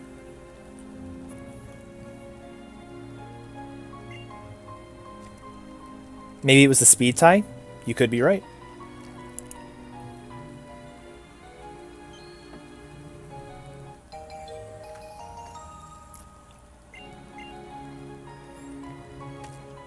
When's Oris catch 'em all? Good question. I do plan on doing a catch-all legendaries kind of speedrun, but I have not done so or routed it at all. Catch 'em all would just be insanely long. HM Slave joined your party, exactly.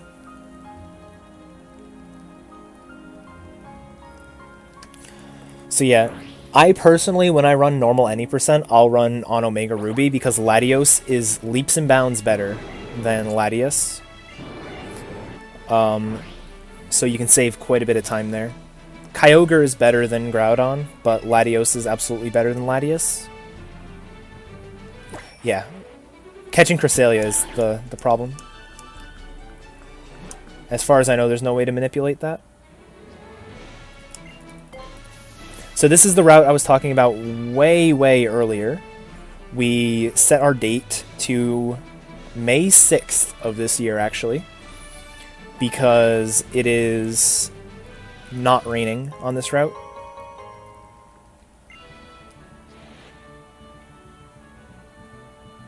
Also, you can bike through the tall grass, get fucked Gen 3 runners. My feelings.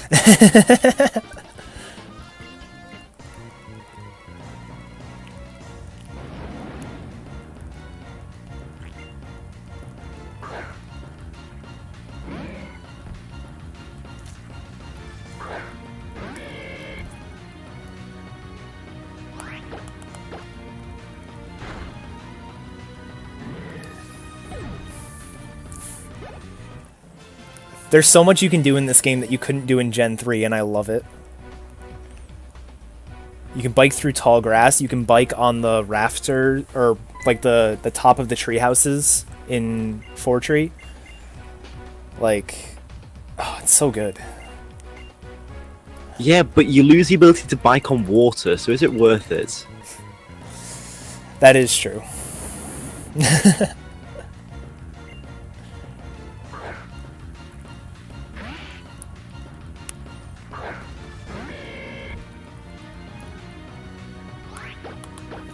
I should probably scroll down in my notes, because I'm probably going to forget something stupid.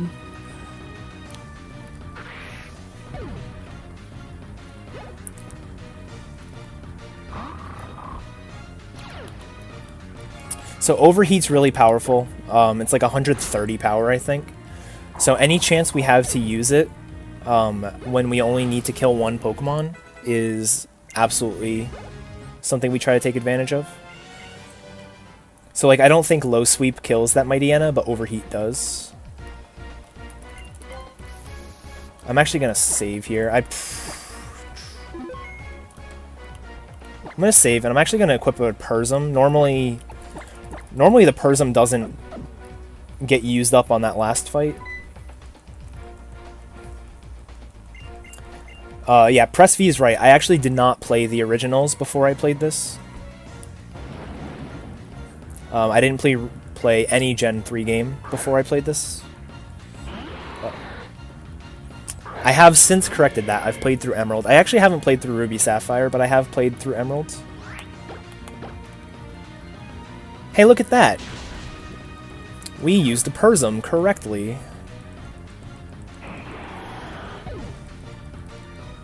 Why'd I use a Repel? Good question, actually. So you can refresh your Repels when it runs out. And so what we do is we basically use a Max Repel at the very beginning when we first get Max Repels, which is after the Meteor Falls segment. We use a Max Repel there, and we just refresh it until the end of the game.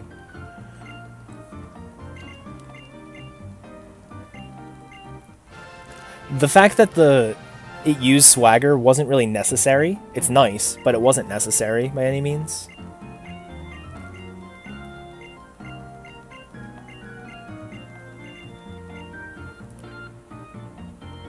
Nice guy Swagger. Alright. Rival 3 time. Rival 3 is not nearly as bad as Rival 2, but it still is... It's still a tough fight, I would say.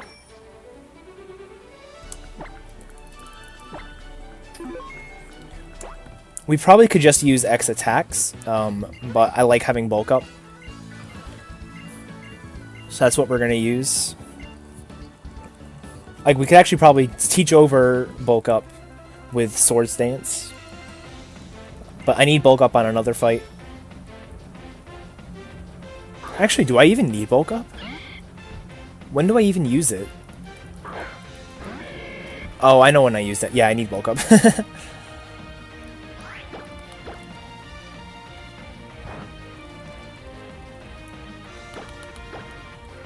Two.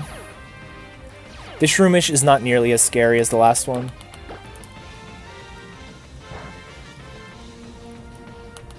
It can use, I think, Poison Powder. Which, yeah. Which would waste time. 5. I'm actually gonna heal, like, HP-wise, instead of healing off the poison.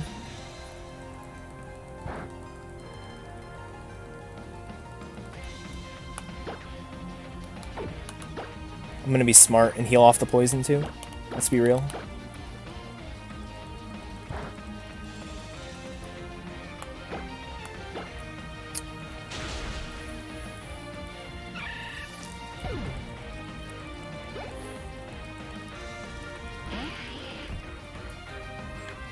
How do we not have Blaziken yet? This game is slow. It does take a very long time to get going. The last bunch of gyms are super fast because there's not a whole lot of fights in between, but the side effect of that is we are a little bit under-leveled, which is why getting the rare candies is such a good idea. Why not use the antidote? I didn't know I had an antidote. I'll be perfectly honest, Gamazol. That must have been the pickup item. That must have been what Zigzagoon got me. It wasn't a full heal, it was an antidote. That's pretty funny. I thought it was a full heal. That's why I didn't even think of it. Because I only saw the sprite of it, I didn't actually see it in text.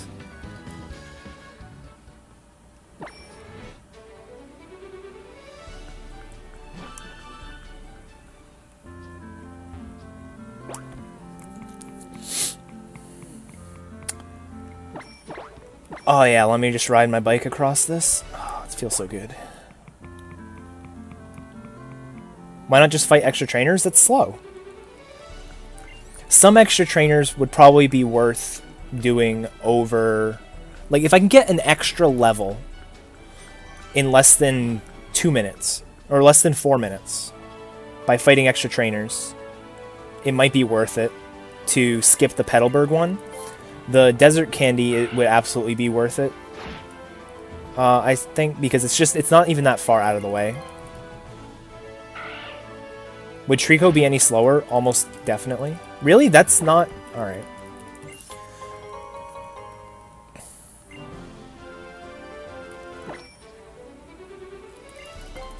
So there's my third rare candy. We're level 33, so we will be using our rare candies before Winona. But first, we need to get the Devon Scope, which is not to be confused with the Sylph Scope, guys. It's a completely different item. Completely different effects. Yeah, more trainers in Petalburg Gym would be good. So if we just skip the Kecleons, would that be allowed because it's a scope? Just use a Pokédoll. Use a Pokédoll on the invisible Kecleons. Exactly. New strats. Biking through that grass triggers you. I'm sorry. Here, Gamma-Soul, just for you. I will run through the next one.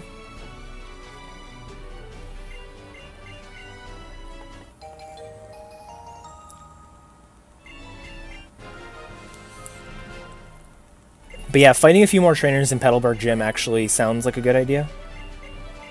Just because they all would die in like 2 hits anyways. Bonk! Okay, let me run through this part, guys.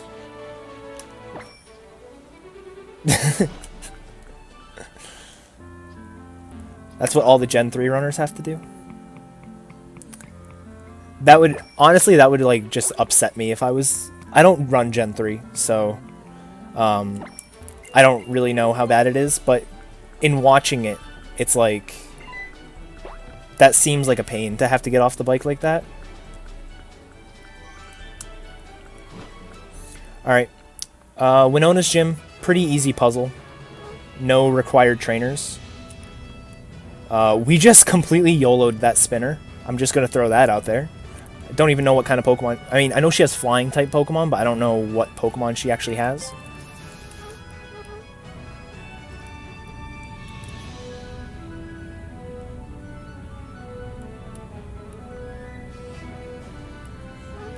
Alright, before Winona, we need to heal. We need to use our rare candies. And we need to save.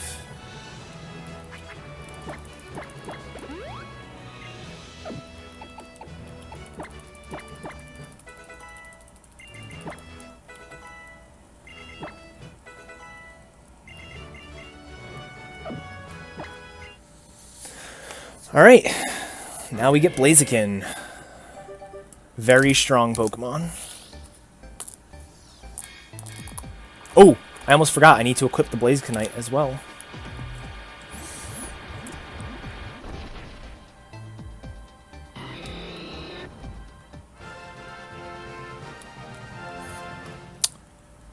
Based evolution learning moves. I hate that. Blazikenite, give to Blaziken.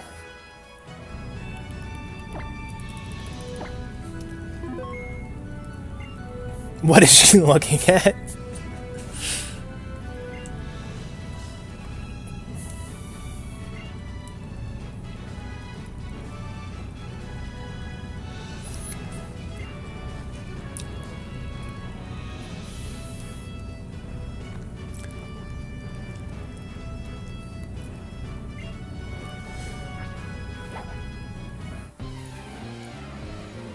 Yes, there is a Swamperdite. You can actually get Swamperdite, Septolite, and Blazikenite, regardless of which starter you have.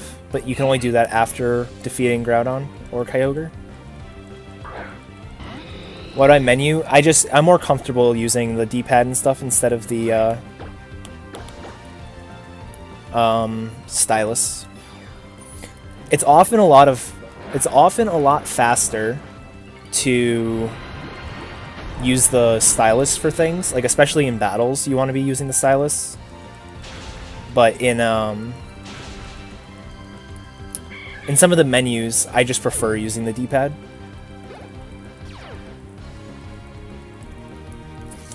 Alright, so now we need bulk up. Nice. So you can see how slow Speed Boost is.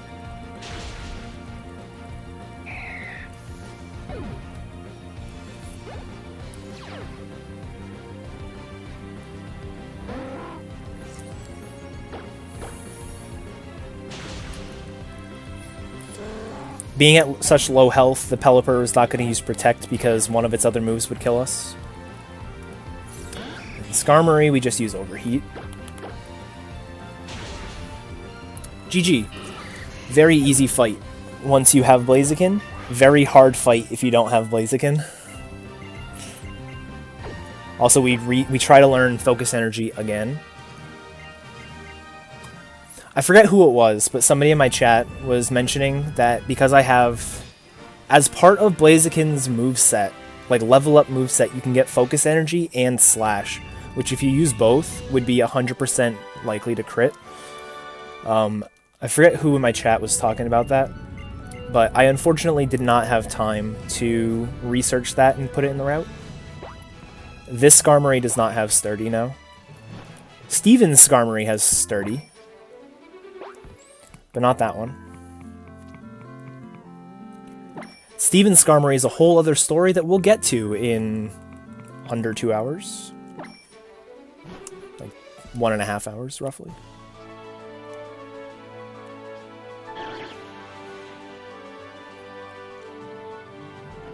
This route, I believe, always rains. It doesn't matter because there are no compulsory fights on it.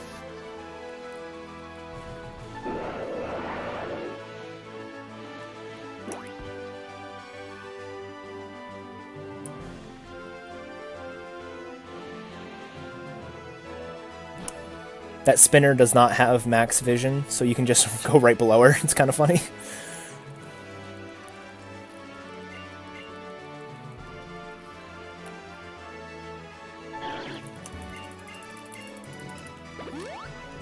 Dude, cycling through grass is so good.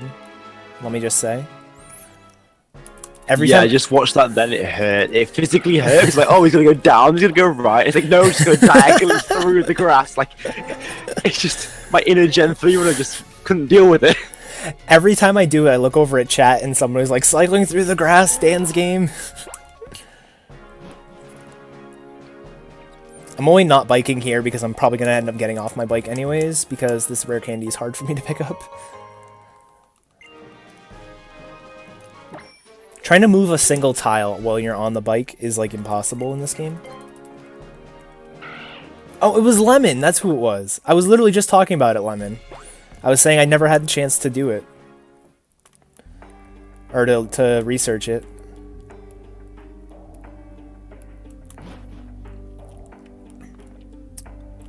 Here's Mount Pyre. No mandatory trainers on the inside. Outside, I believe. Yeah, outside there are. Like when we get to the top. But alright, I'm also going to... I have just healed. What am I doing? Go.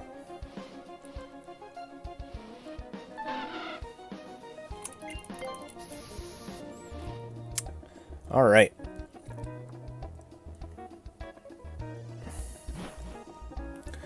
So we actually grabbed 3 more rare candies. I just grabbed one. We grabbed one up here, and we grabbed one in a place that is not normally visited in the speedrun.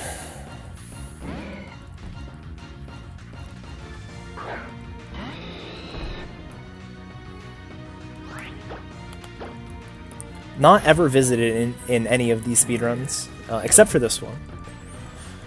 I go a place to get a TM, and there just happens to be a rare candy there as well. That one's a smaller detour, but it's more than necessary. I actually don't know how I would beat... There are 2 fights I have zero idea how I would defeat if I did not go out of my way for this TM.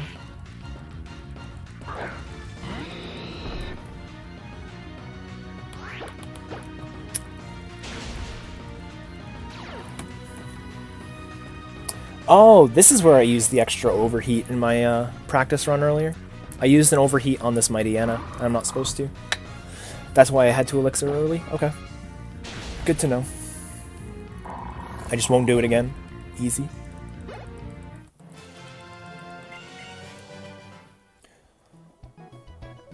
My first shiny was a shiny Spheal in this game.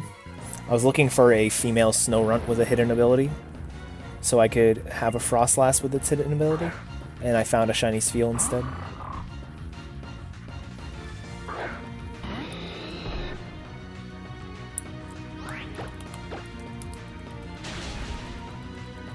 Also, I do have to say, after running both Alpha Sapphire and Omega Ruby the normal route, being able to kill Mighty Enas in one turn is like the best thing that has ever happened to this run.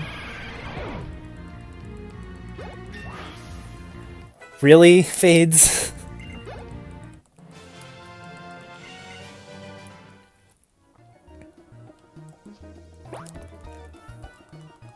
Yes, Frostlass is my favorite Pokemon. At least definitely my favorite Gen 4 Pokemon.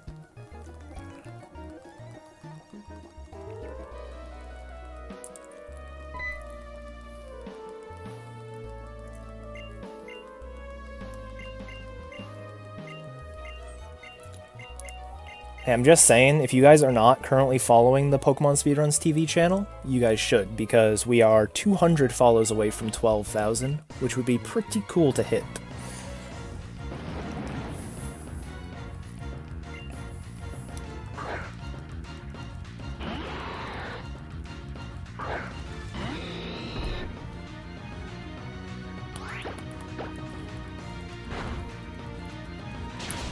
These Sharpedos are faster than I am, but luckily they don't have any. They don't have too trolly of movesets. I think they all have swagger, which would be unfortunate, but not the end of the world.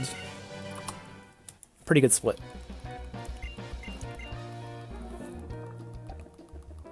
I unfollowed and refollowed. Hope that helps. Dang.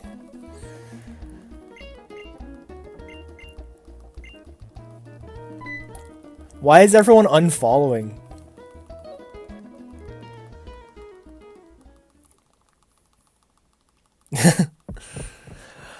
Alright, so here we get the red orb, because that's somehow going to help us in stopping... I don't know why. I think they switched the orbs that you get between the gens. Like Gen 3, you actually get the blue orb here, and they steal the red orb or something. I don't know.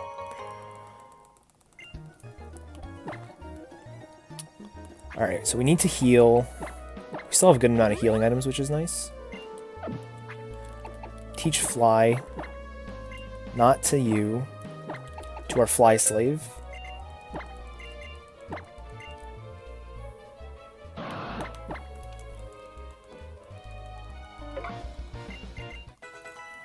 I'm sorry, I meant she. Frostlass is always a she. I messed up.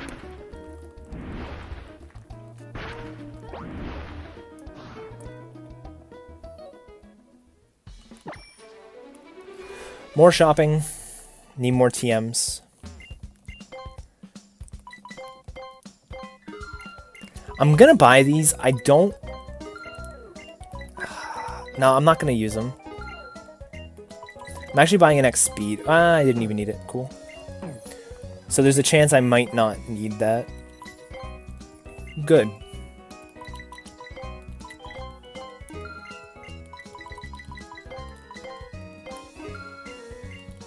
I still have all of my revives, actually, so I can just... Where's the full restores? I literally passed them. Okay.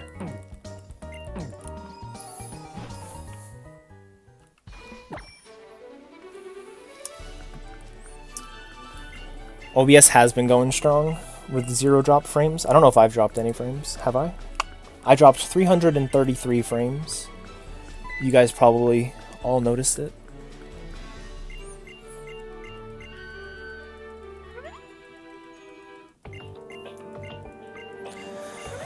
Alright, so Team Aqua has now taken over the Slateport Harbor or something. And they're going to steal the submarine because they need it for reasons that we don't know yet.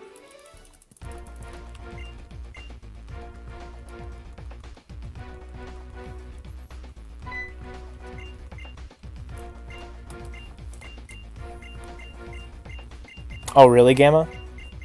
Whoops, my bad.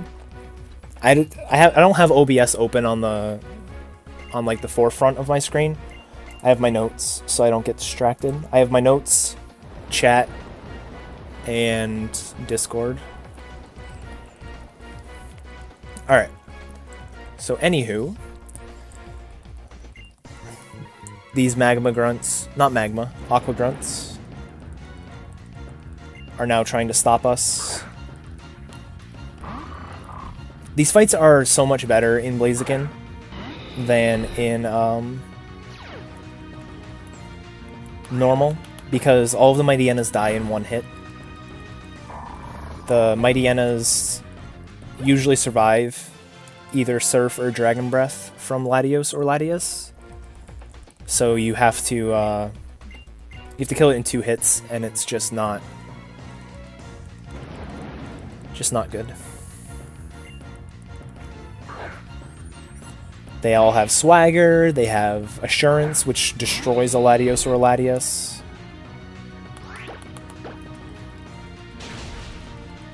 Also, the Carvanas have forgotten Aqua Jet, which is nice at this point.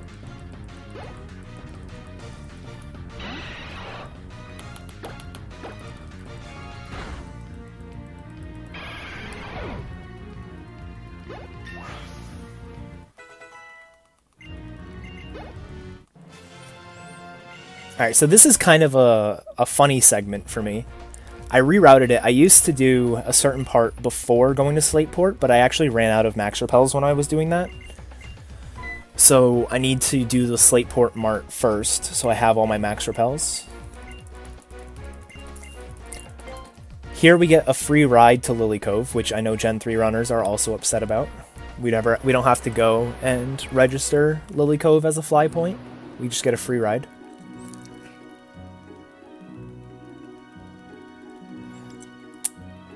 So then, we're going to come out here. This is, we think it's a Bashful or Quirky or Hardy or whatever. And even though we need to be in Lily Cove, we're going to fly to Granite Cave.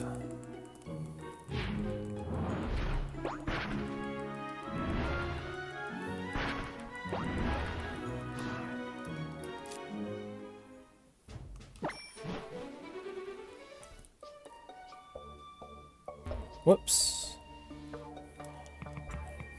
And we've got some detouring to do. First, we're going to grab this rare candy.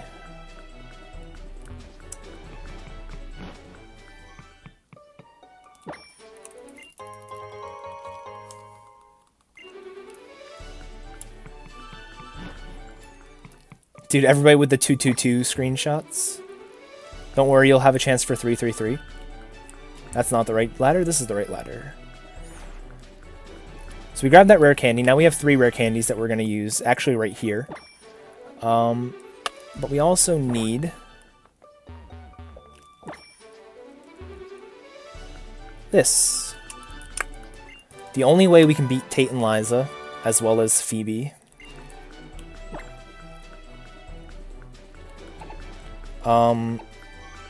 Wait, I completely forgot what I was doing. Okay, I need to heal the 14 hit points. Yes. Rare candy.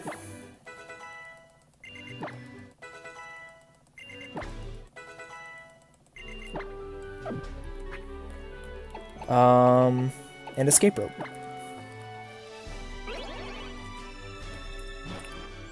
Not grabbing the Megastone, nope. And then we fly back to Lily Cove. The reason we do it in this order, or the reason why doing it in this order doesn't lose too much time, is we're actually further ahead in Lily Cove than we would have been if we stayed at the harbor.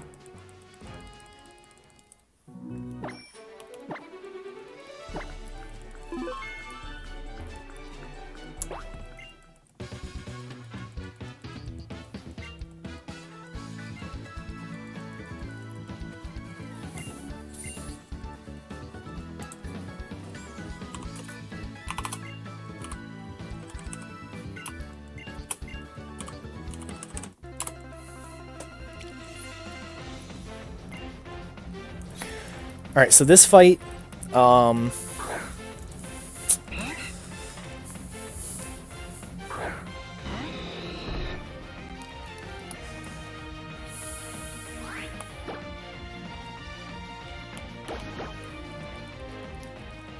This fight's interesting. So, normally, we're going to try not to Mega Evolve unless we absolutely need to for that fight, because Speed Boost does take such a long time. However, we can bait the Swallow into using Agility by being faster than it. So Blaziken is naturally faster than Swallow, despite Swallow being reasonably fast. It's actually not, but it is after the speed boosts. So first turn it's going to use either Double Team or Aerial Ace. We hope for Aerial Ace, but Double Team's okay because we can usually hit through.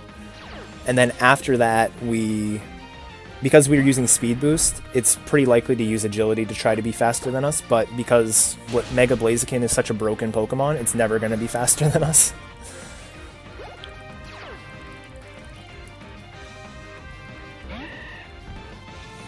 I think this Breloom has Effect Spore, but it doesn't matter, it's the last Pokemon in the fight. Pretty good fight overall.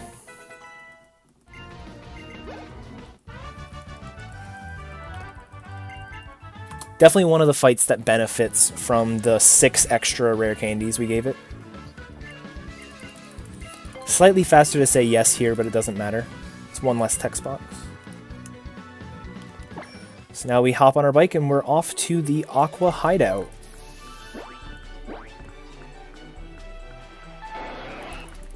I always think it's kind of funny that they had to like... they had to put the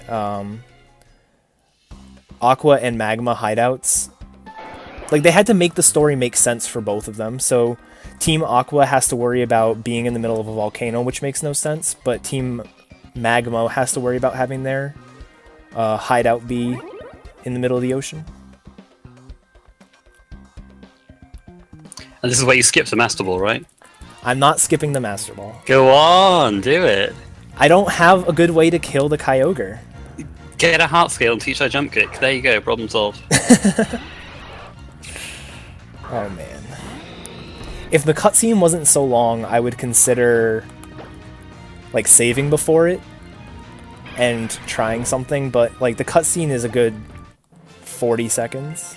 Natural gift Grassberry or something, I don't know. Oh jeez. It's also kind of funny to me. So Team Aqua and Magma hideouts in Oras are... they're essentially just mirror images of each other. But they also... the trainers you fight are like the complete opposite. So that spinner I just passed is a mandatory trainer in Oras, but it's a spinner in this one. The one I fought before the stairs is a spinner in Omega Ruby, but is a stander here, so we have to worry about him.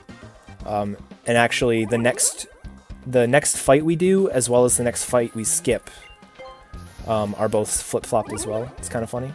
Also, not a lot of people know this, but you can actually grab the Master Ball from behind, so you don't have to grab the Nugget. Yeah, in Omega Ruby, you have to grab the Nugget, but in Alpha Sapphire, you don't. It's just how they lay out the rooms. It's really dumb. Yeah, it's like one difference that just makes no sense why they did it, but. They also tried to trick the people who played Gen 3. I think in Gen 3 the Nugget's below the Master Ball, but in this the Nugget is diagonal from the Master Ball. Dang. Mildly annoy people who played Gen 3. Don't worry, I've already annoyed them enough by biking through the tall grass.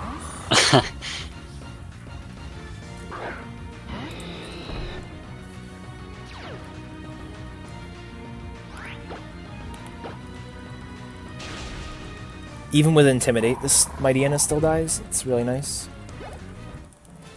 Alright, so I need to remember to teach this move. I've been forgetting to teach moves this entire time, but this one actually matters. So we're going to Elixir, Shadow Claw, over Rock Tomb. This is primarily for Tate and Liza, but we do use it on a few other fights. And I was hoping that wasn't going to happen this entire time. I have an issue where trying to close out of my, like teaching a TM will just close my menu completely. Oh, that's the thing in Gen 6. If you if you're mashing like any button, I think A, B, or the touchscreen, if you do it like frame perfectly, it closes the menu. It's so annoying. It's really stupid. It's incredibly annoying. Like you have to. The only way to stop it is just to slow your mashing down a bit, which is so counterintuitive. Yeah. So this fight right here is the entire reason we got Incinerate. This entire time, Blaziken hasn't had a multi-hit move, but because this is a horde battle, we need a multi-hit move. Otherwise, this fight is amazing. I challenge anybody to get to this point in the game without a multi-hit move and try to do this fight with a full party. It's amazing. Yeah, I've had a few Wonder Trade races where that kind of thing has happened. Every single one of them has Roar, and we'll use it. So it's like a revolving door of Pokemon. It's amazing. In the Delta episode, a similar fight happens, but it's with Mighty Enas instead, and they all have Intimidate. So it's like 5 rounds of Intimidate. It's amazing. If there wasn't a meme run, you'd use the Latty, but Yeah. for the memes, why not? Exactly. Yeah, the normal run, you just have Laddie and you just surf, and they're all dead. It's pretty easy, actually. But yeah, it's luckily Incinerate wasn't too far out of the way, so grabbing it's not a huge deal. I did quote Pokemon Stadium 2, that's correct. It is a revolving door of Pokemon.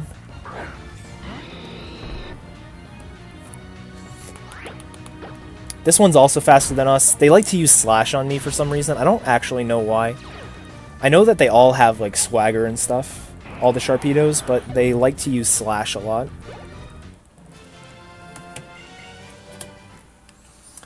And now time for probably the hardest gym leader in this run, Tate and Liza.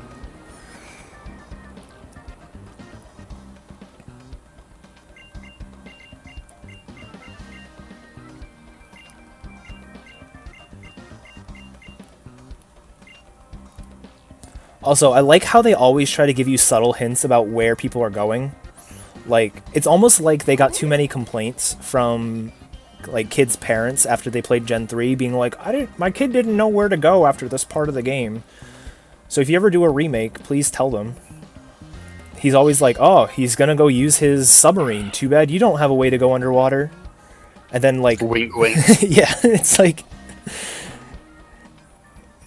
Yeah, I'm not a fan of that. I like being able to explore. Yeah. I've done this game so many times, I just thought that guy was a trainer, which I know he's not, and then that caused me to hesitate and hit the swimmer. Okay.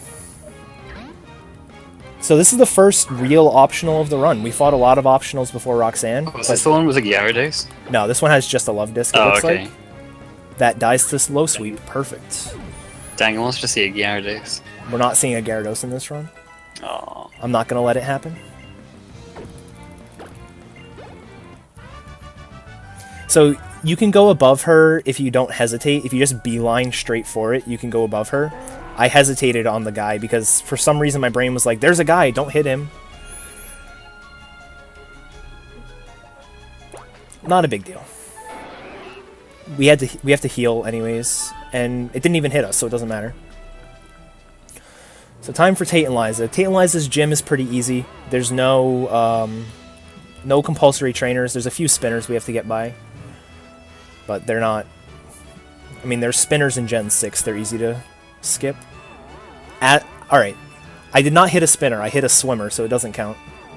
Me saying they're easy to bypass is still valid.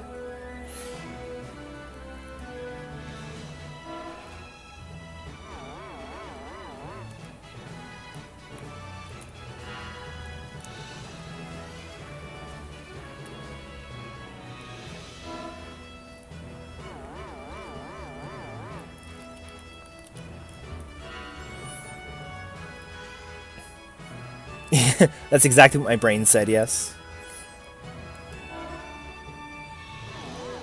a Swimmer. Alright, so we're going to heal, we're going to save, and we're going to swap Zigzagoon out of the second slot.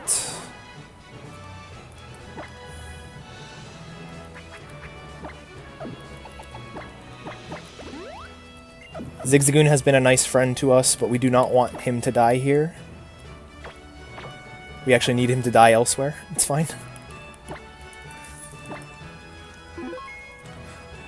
So this sort of abuses some of the changes that they did for double fights. I don't know what gen it changed. I know Gen 3 it wasn't like this, but you can actually use X items on any Pokemon in a double fight. It doesn't have to be the one whose turn it is. So we actually use Bulk Up on the Blaziken to raise its defense and attack, both of which are necessary. And we use an X Special Defense on Blaziken using Latios's turn. Or Latias's turn. I forget if you could do that in Gen 4. I know you could do it in Gen 5. I can't remember. But yeah, it's Primal Pizza says Gen 5, so that's 2 for Gen 5. Most of the time what ends up happening on this fight is Solrock uses Rock Slide, and Love Disc, wow, Lunatone. Lunatone uses Psychic. It'll make the fight a whole lot easier. Yeah, right? Where's my special defense? So both of those will kill us if we don't use any defense boosting moves or items. Solrock used Sunny Day, which has been a thing since Latios has been coming out in front, and Lunatone used Light Screen. I actually haven't seen that before.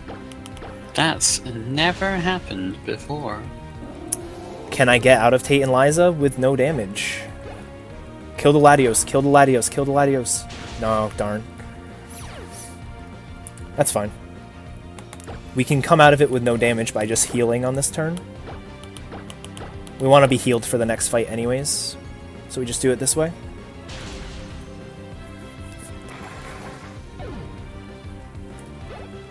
We've had like 3 never happened befores on this run. I forget what the first one was. It the was the what's his? The Makuhita, was it? Not using Whirlwind. That was one of them, yeah.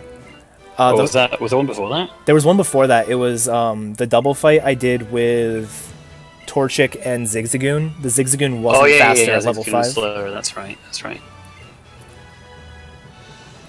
Alright, everybody keeps saying it, so I'm gonna grab the Zigzagoon's item when we teach Dive here. So now that we beat I kept saying skip to Master Ball and you didn't listen to me. Well, you were one person. I see. Emerald Tate and Liza is extremely hard, yes. This Tate and Liza is actually really... I like just the plain 2-on-2 Pokemon. Like, you don't have anything in the background, so all you're facing are 2 Rock Psychic Pokemon with Levitate, which is just wonderful.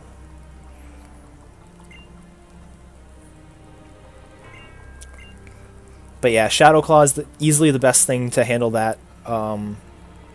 Both our fighting and fire moves would be not very effective. Fighting would be neutral. Oh yeah, that's right. Good call. But yeah, still. So if you got a high jump kick and didn't miss, that'd be great. That is true. But we actually want Shadow Claw for Phoebe as well. So yeah, because our fighting type moves will not do anything against Phoebe's pokes.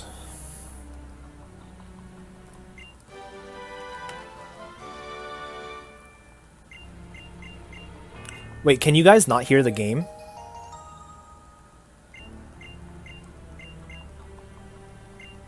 I see one person saying it.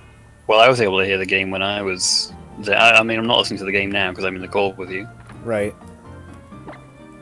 But I think more people would have. I think more people would have mentioned it if the game sound suddenly cut out. That's what I'm thinking. Yeah. Zigzagoon's item was a potion, by the way.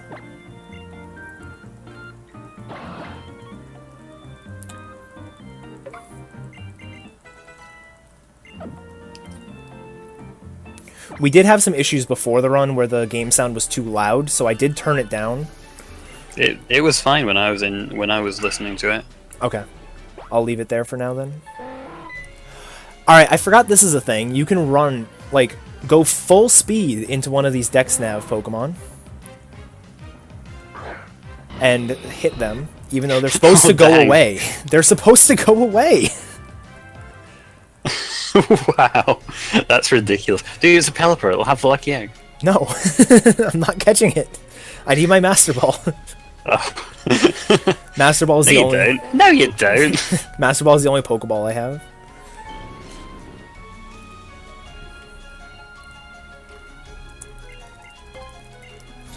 But that can happen both running and surfing. It can't happen on the bike. Bike, you can actually go right through the Dex Nav Pokemon. But... So the fastest way you have of traveling is the only way that you can't hit them. yeah. It's so weird. Normally they disappear before you get there, but I guess if you beeline straight for them. I try to avoid them now when I bike or surf, but I just didn't even see that one in time. Oh, I never taught strength. Good game. I'm just sitting here talking to a boulder like, duh. Alright. And I actually forgot to teach 2 moves.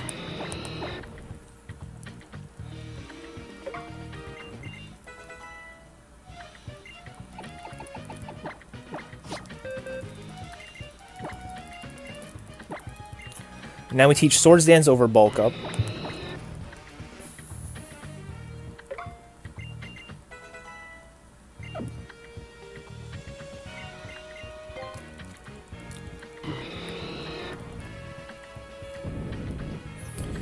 I'm gonna get off my bike here. I have a really hard time going through 1 width doors. So it's just easier, or like 1 width doors on the bike. Also, I love this room. You don't actually need strength, even though there's boulders everywhere. You can just go right past them. Yeah, that's pretty great. Also, water puzzle is way easier than it is in Gen 3. They made a lot of things easier in this gen, which, I mean, as a speedrunner, I like it because it's like, you know, it's easy to get through a lot of these areas.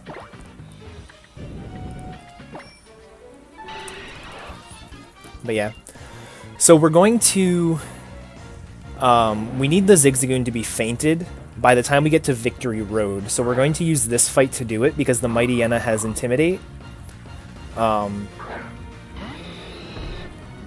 we're going to swap out to Zigzagoon. Hopefully it just uses Assurance. It can... it can stall us with like Embargo and Taunt and stuff. But luckily we got it to use Assurance on us. Not Cast Form. Don't send out Cast Form.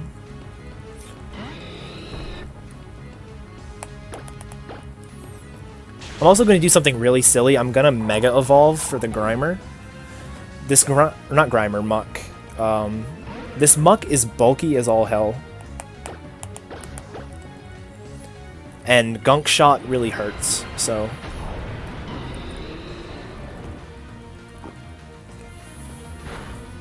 Hopefully we do half, which we did. I have 2 revives on the off chance that we just die here. But we're good. Am I at full health? I am at full health. Okay. This Archie fight's actually pretty easy.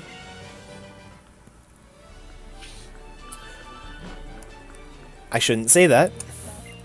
I know one thing that can go wrong. You've said it now. You've said it now. I know exactly one thing that can go wrong.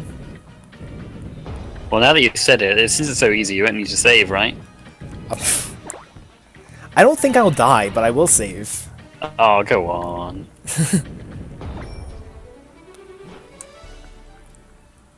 You've got time. I actually have no idea if you've got time. I don't know how long it is to the end of this game. I technically have time, but I don't want to. Oh, well then. I'm actually... This is... I need to shut up. I need to not say anything, is what needs to happen.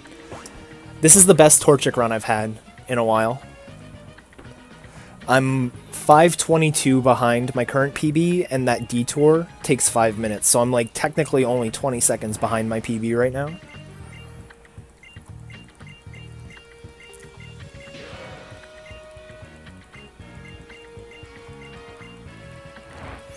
Alright, so the way that this fight is supposed to go is we use a guard spec turn 1, which will prevent Scary Face from dropping our speed.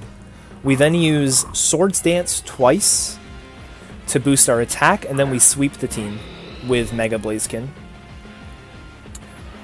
Unfortunately, what can happen, which I'm not going to say what will happen, unless it either happens or I get past...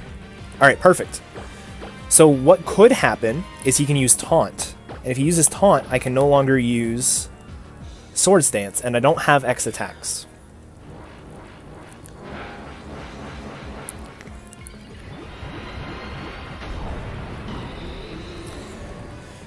So I got stuck there earlier today, and I was like spamming, I think, Shadow Claw because it was the weakest move against Mightyena until the taunt wore off.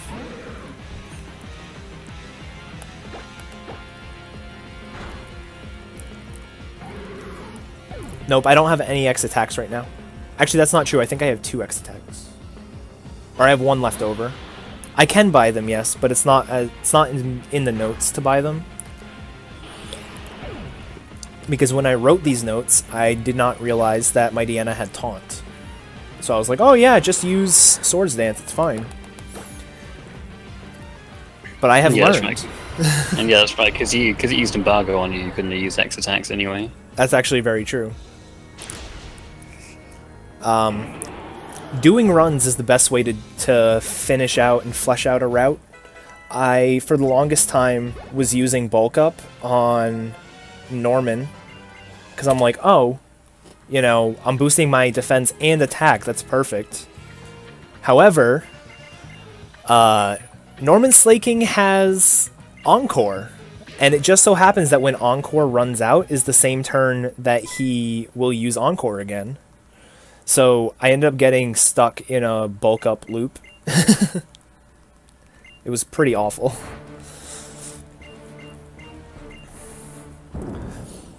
Alright, so I hope you guys like Pokemon battles. That's the last Pokemon battle for about 19 minutes. Well, not counting catching Kyogre. If you count catching Kyogre, we have another one in 12 minutes.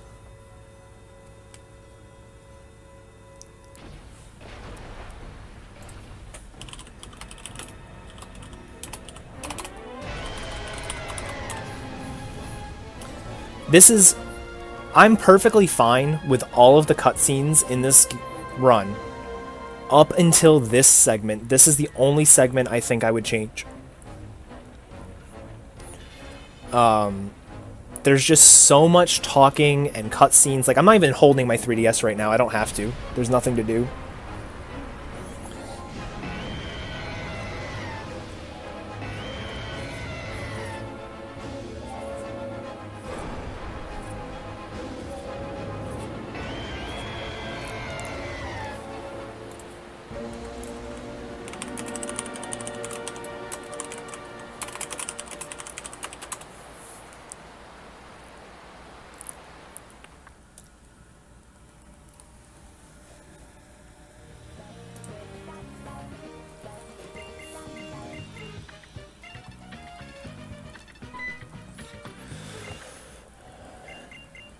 Yeah, there's a specific cutscene. After you catch Kyogre, there's like a 2-minute long cutscene I usually go pee during, because there's nothing to do.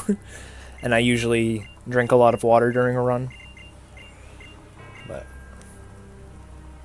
I should be good, though. Also, I would like to say this part is so much better in Alpha Sapphire than it is in Omega Ruby. In Omega Ruby, the music is awful, and it's just bright and sunny, and there's like a glare on the screen. This part is badass because there's like good music in the background. It's raining super hard. I love it. Yeah, you can actually kind of feel the threat in this game, unlike the originals where it just looked like a bit of a rainy day. Yeah.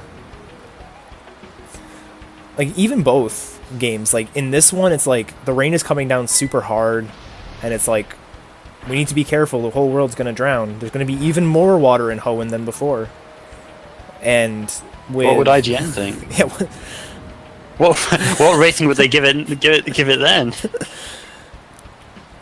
But in Omega Ruby even, it's pretty eerie too, because the music is like a lot creepier, I guess you could call it, and it's just like super sunny, and it actually has some sort of threat where it's like this harsh sunlight could actually destroy the world.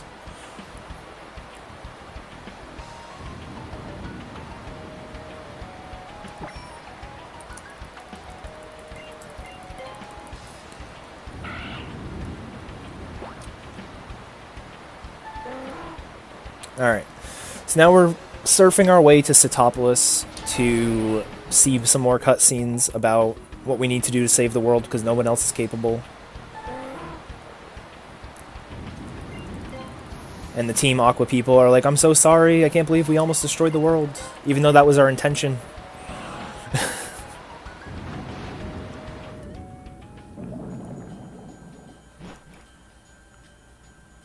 Use Zigzagoon's corpse as an umbrella. Holy shit. My goodness. That's a good comment. I'm not gonna lie. Alright. Okay.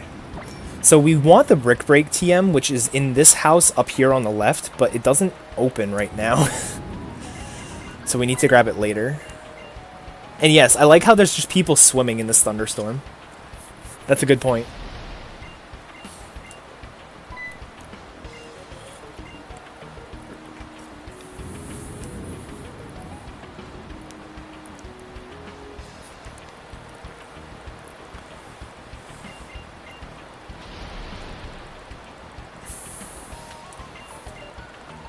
He's the true hero, guys. Alright. This run is on a 3DS, original 3DS. As far as I know, new 3DS versus original 3DS does not matter for this gen. It does for Gen 7. It doesn't matter in Gen 6. But, yeah. Unless you use the whatever it's called, the custom firmware that would let you stream without a capture card. That would overclock the game, and then it would run super fast. Right, right. Which is not allowed. Nope, not allowed. Also, I don't want to jinx anything, but I was having major capture card issues before the run, and it's fine right now. Like, I don't think I've heard the disconnect noise this entire run. Of course, now that I say that, it's going to be like, nope, no more screen. I switched cables. I think it was the cable, not the 3DS. Yes, we are masterballing the Kyogre. If the Kyogre cutscene wasn't so long, I would try to kill it for one reset. But it's just so long. I guess the thing is, if it uses Orange Impulse, you're just dead. Yeah, exactly. You just have 3 other moves that do, like, nothing, but... What, it says Ice Beam, Body Slam, Aqua Ring. Yeah.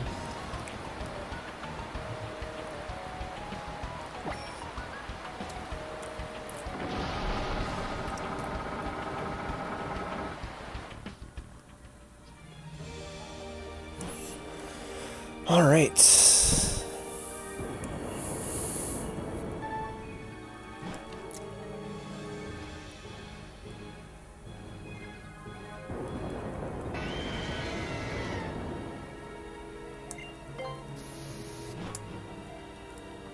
It didn't have Sheer Gold in Sapphire.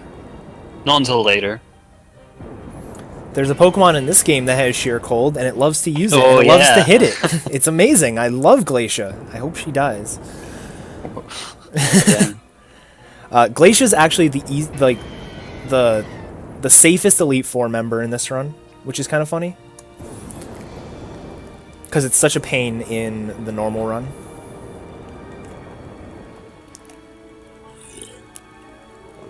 At least in Omega Ruby, when you have Primal Groudon, it's heavily biased to use Surf. It's the Glacia's Wall Rain. It's heavily biased to use Surf over Sheer Cold. But I have seen it use Sheer Cold. I've never been hit by Sheer Cold in Omega Ruby. I have many times in Alpha Sapphire with Kyogre. The legendaries only have higher catch rates if they're required to be caught. You don't have to catch Groudon or Kyogre, so they didn't bother buffing the catch rates. Yeah, but like Rayquaza, which is required to capture during the Delta episode, has like a 45 catch rate. Yeah.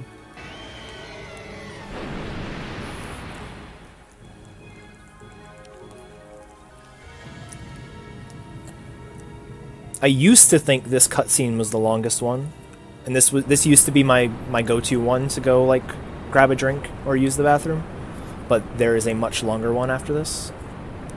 Yes, everybody look at the Twitter post that that Baffin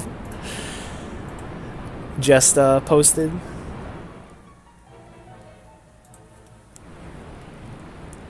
That is my feelings on Glacia.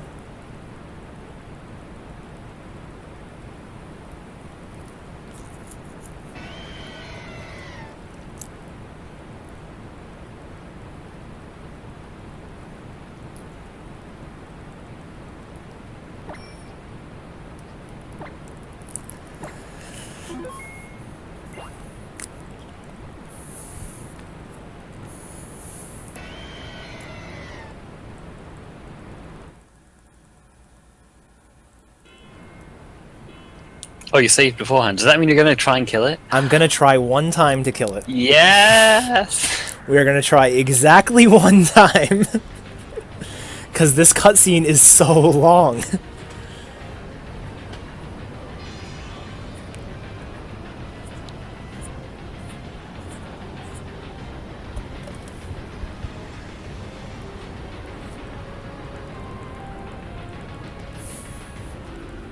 I can't even imagine.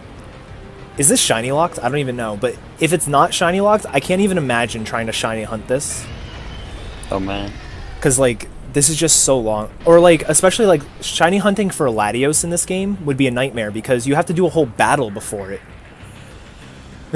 Like, in order to save before catching, or before being gifted Latios, you have to do a battle in between. It's sort of like saving for the starter in Sun Moon. There's, like, so much stuff in between. It is shiny locked? Dang. Alright, we're gonna Mega, because it'll do a little bit more damage, and it's just way more badass to have a Mega Blaziken against the Primal Kyogre.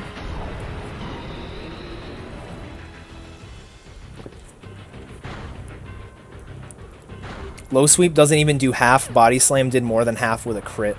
Thank goodness. Go for Aqua Ring or something. Ice Beam. We did it. Yeah, see, there you go, easy. Ooh, I've never done that before.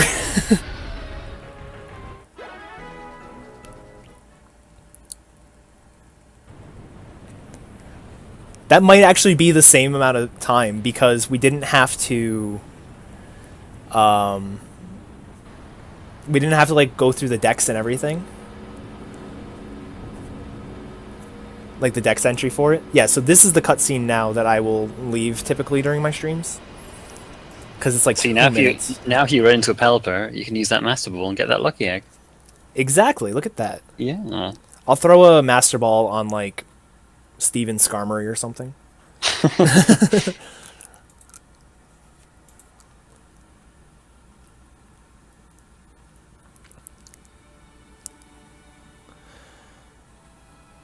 And I always say this part of the game feels like the end of the game. Like the music and everyone celebrating and all that stuff, it feels like this should be the end of the game. Obviously, because it's a Pokemon game, we haven't beaten the Elite Four, it's not the end. But if this were a normal game, I could easily see this being the end.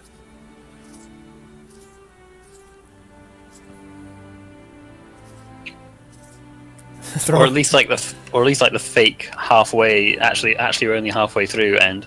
Yeah.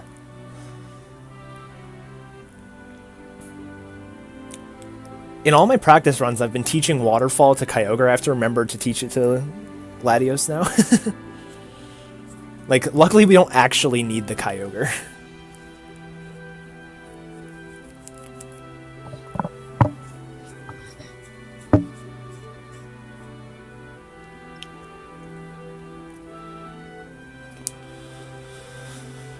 Alright. So, fun fact, it's actually faster to fly from here to Sootopolis and then surf to the gym than it is to bike all the way back to the gym. However, we do need to get Brick Break, which is in that house that we passed earlier. The door was locked. So, unfortunately for us, it is still faster for us to bike.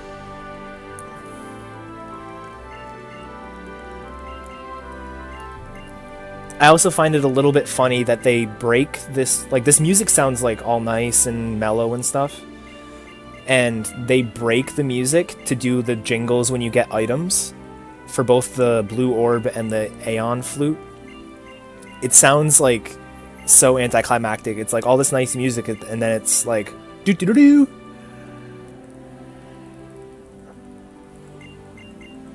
It always bothers me. Such a little thing to bother you, but it does. I don't know why.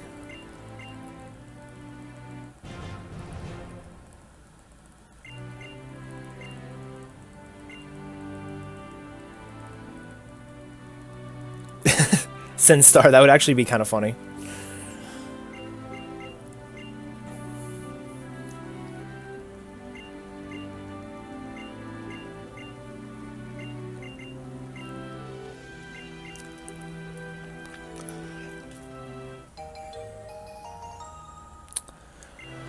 Alright.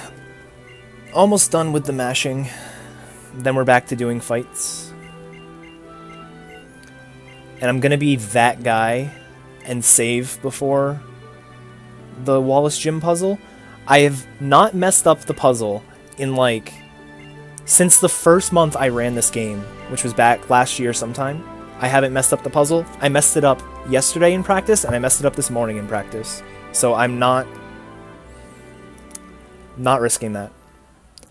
There's at least one mandatory trainer if you do that, if you mess it up, and it has water-type Pokemon, which obviously we don't like. So, sorry for being a weenie, but we're gonna save. It's alright, I'll forgive you because you KO'd Kyogre. Exactly.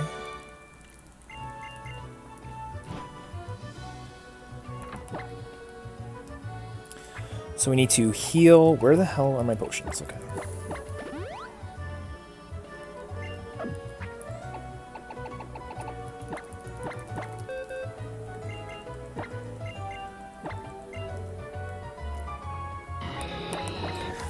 And we're doing that thing that I mentioned earlier where because we have infinite TMs, we're going to teach a move that we already taught over. Teach Overheat again. Overheat's really only needed for 2 fights, but it's just the best way to beat them.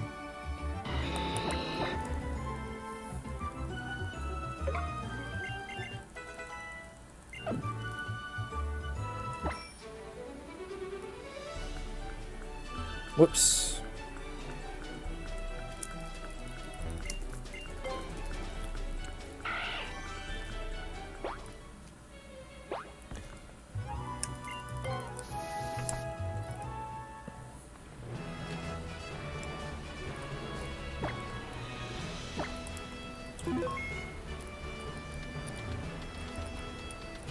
Like, I was practicing commentary, and I was even, like, practicing apologizing for saving.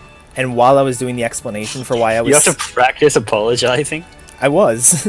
And while I was doing the apology for saving, I messed up the movement. I'm like, God damn it.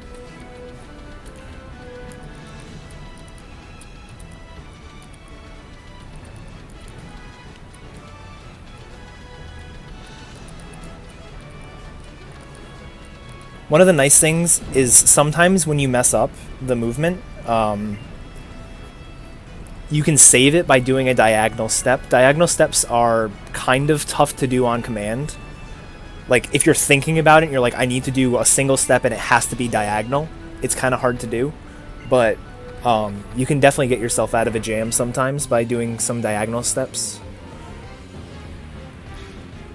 I think the fastest way through that would probably take a diagonal step, but it's just not worth trying to do.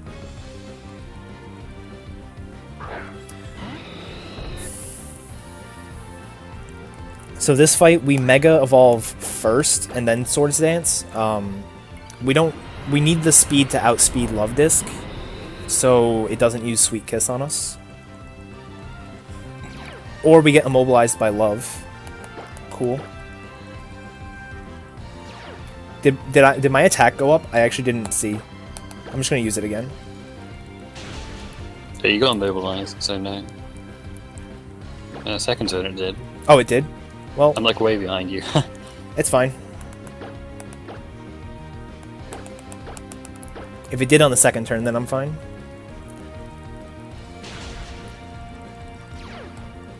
Luckily, the Love Disc's Water Pulse isn't too dangerous. It obviously can confuse us, but we have plenty of healing items. We just have to break through, which we did. And then everything else dies.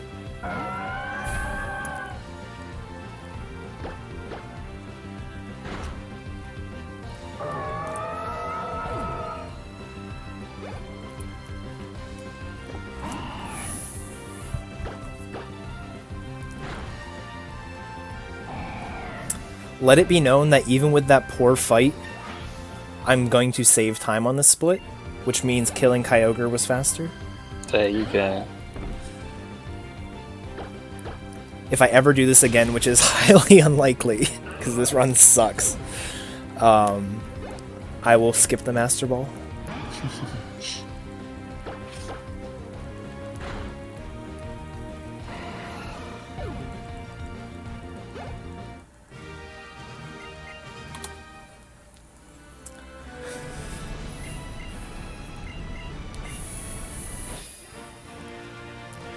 Alright, so that's our last gym leader. So now it's time for the Elite Four. He's also the only gym leader who doesn't give us a TM. He gives us an HM, but not a TM, which I think is a little cheap. He should give us, like, Water Pulse or something. Maybe not Water Pulse. Water Pulse you really want Water Pulse? Water Pulse isn't a good move at this stage in the game, but if he could give us a better, like, water move... I don't know any good water moves. Waterfall is a pretty good water move, actually. It's pretty darn good, yeah.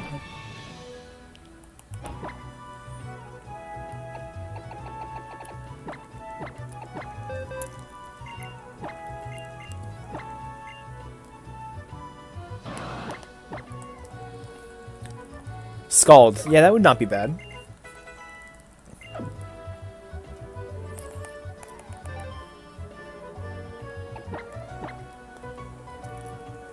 Origin Pulse would be a neat TM? Yeah, it would.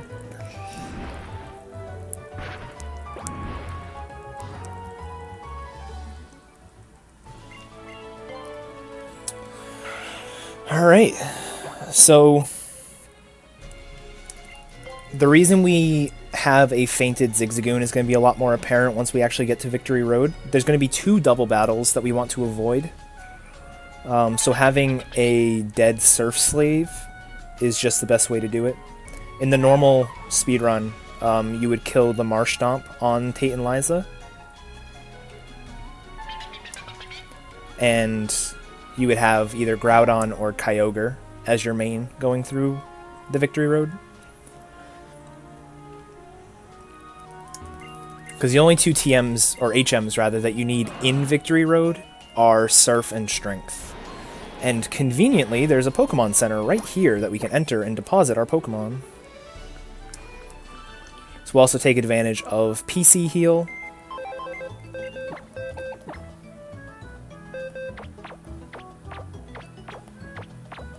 I did that completely wrong, but whatever.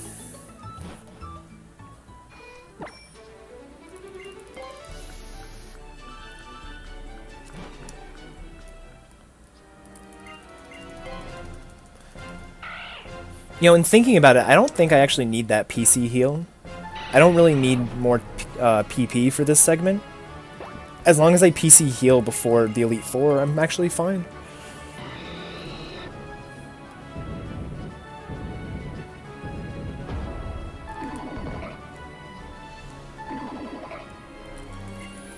Alright, so one of the 2 fights we want Overheat for.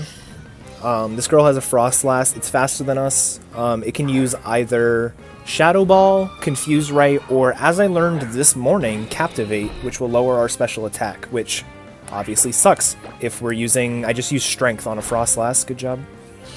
Doesn't matter. It's Overheat was in the wrong move slot. It doesn't matter, I hit myself in Confusion, but still.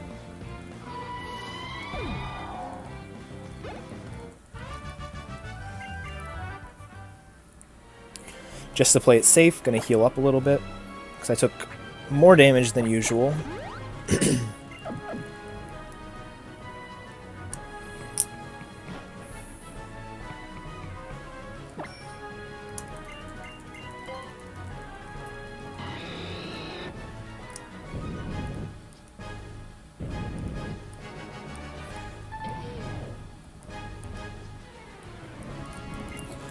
I don't know if somebody asked, but Sinstar's response leads me to believe it was asked. The credits are part of this run, which is why I'm in Victory Road at 311 and have a 405 estimate. Credits are about 10 minutes. This fight, there's really no good way to beat it. Both Pokemon take more than 1 hit. I think the throw actually takes 3 hits with Brick Break. So we Swords Dance twice and Brick Break twice. Throw has Endure as well, which can just waste a turn. And there it is. Cool.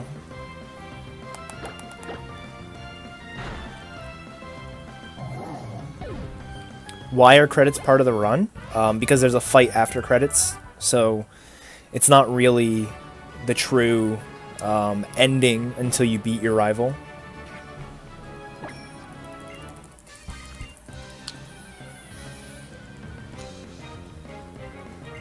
And this is the other fight we need Overheat for. We could actually get away with the other fight using Shadow Claw, but this fight, there's really no good way to beat it. So we use Overheat. Mauville is just a... It's not a dangerous Pokemon, but it's kind of bulky and the typing isn't very good for what we need.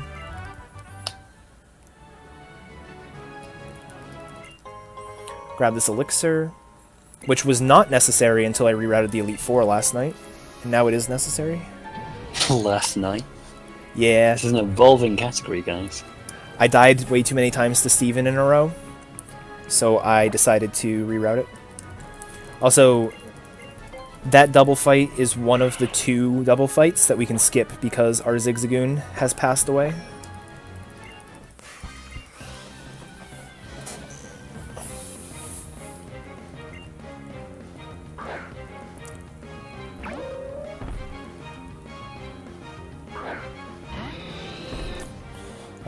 Like its buddy Throw, Sawk has Endure as well. So if it decides to use it on turn 2, just waste time. Did not. Cool.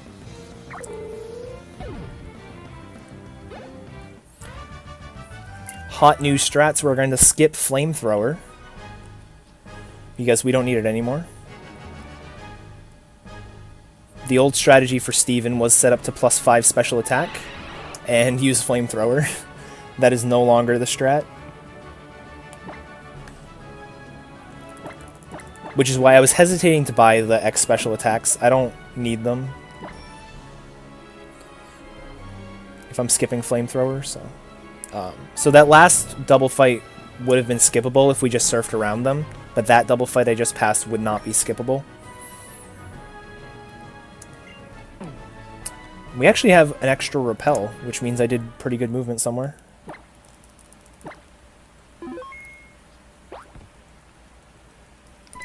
I'm just gonna reset right now because I forgot to teach a move. I saved and then immediately went into the Wally fight without teaching Shadow Claw.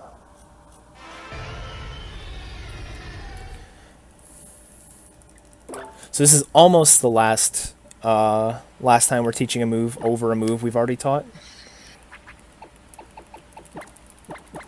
Unfortunately, like, if we could have 5 moves on a Pokemon, this would be so much better. But unfortunately, that's not a thing. What's the new Steven strat? You guys will see. If this was Gen 7, you didn't need to teach your Pokemon HMs. Exactly. Like, strength just takes up a random spot. It's used on one fight. It's actually the best way for us to beat Drake, but if it wasn't needed, man, this would be better.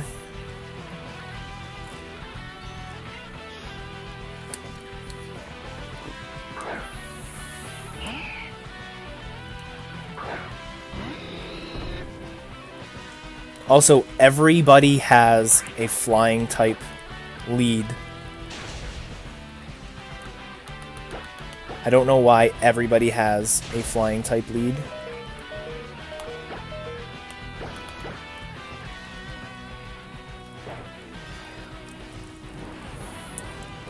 Luckily, we can tank 2 aerial aces, even though it was pretty damn close.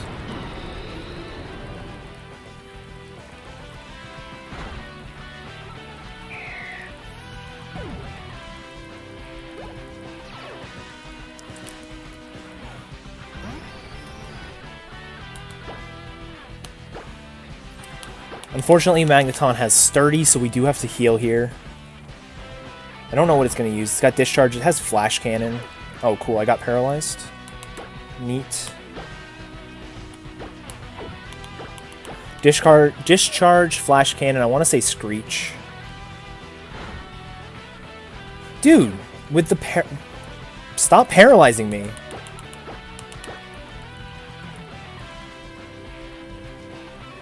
Try attack. It's going to status me. Wow, it didn't. I'm utterly shocked.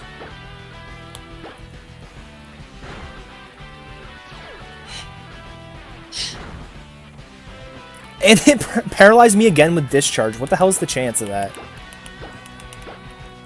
Well, I'm definitely buying more full restores now.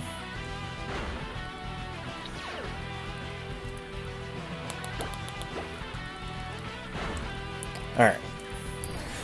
Magneton down, everybody else just dies to their respective moves. 30%.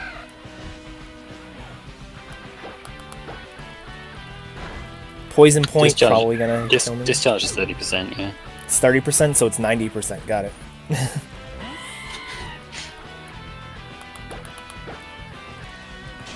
%80 in this run. It really is 80% in this run. It hit 4 out of 5 times. Alright, so we're going to buy more full restores for sure at the Elite Four. No reason not to.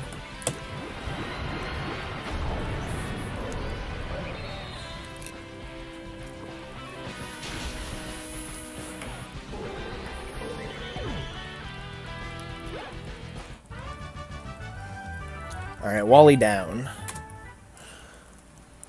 I actually didn't even lose that much time. Oh, probably because I skipped getting Flamethrower. Flamethrower involves...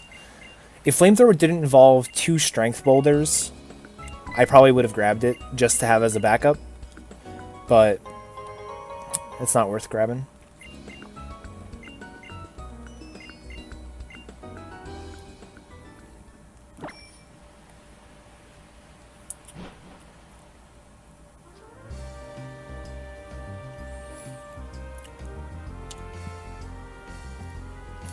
Elite Four time, guys. Do our final PC heal. Say goodbye to our trusty friend, the Zigzagoon, who gave us a nice antidote and potion.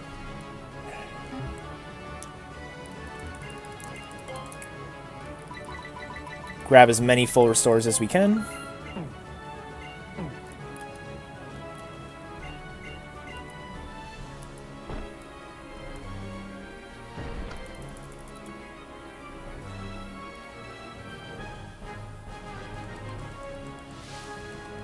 .1 more fights. Nice.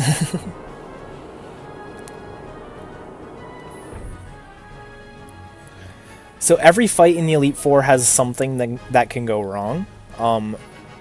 The main struggle with Sydney is the fact that Sharpedo has Aqua Jet, as well as it has Rough Skin. So we have to go into the Sharpedo with enough health to tank both. My notes are actually incorrect. It's not 70 HP. It was 70 HP when I was using Bulk Up on this fight. It's about 100 HP I need to go into Sharpedo with.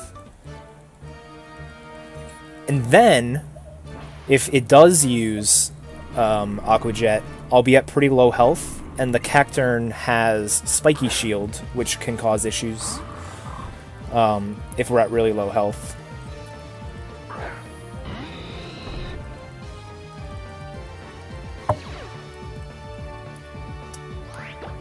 So we Swords Dance, we get Swagger, because why not? We heal off our Swagger. I don't know... Oh, I was in the wrong menu. Takedown is fine. Ooh, 100 health. Actually, that's fine. Mega, Brick Break. So Shiftry is pretty likely to use Fake Out, which is basically a free heal turn for us. Mighty Anna, such a cool flying lead. Don't worry, we have 2 more flying leads we gotta deal with. I'm just gonna use full restores because I've got 20 of them. Extra sensory. That's not good. It was supposed to use Fake Out. Okay. Let's think about this, guys. Let us think about this.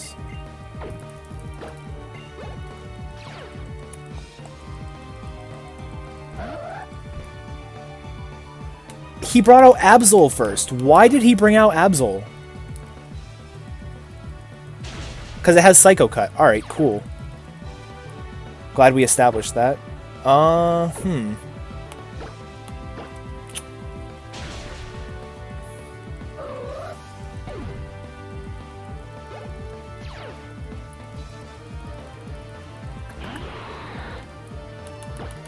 I might be dead here.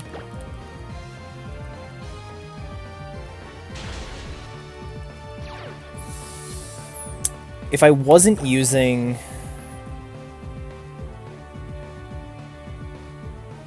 If I wasn't using a contact move, I would be fine, but I am. Fuck it. I think we're dead. Yeah, we're dead.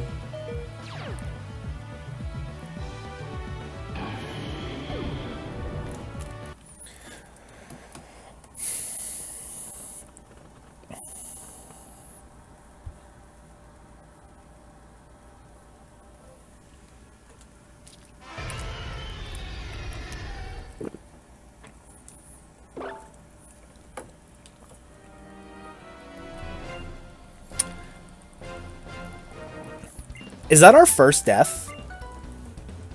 That might be our first death. We had one reset where I forgot to teach a move, but I think that's our first death.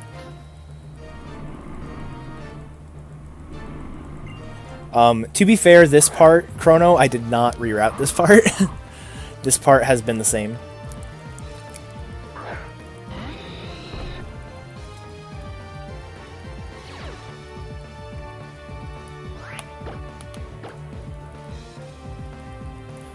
Use Swagger. Full heal.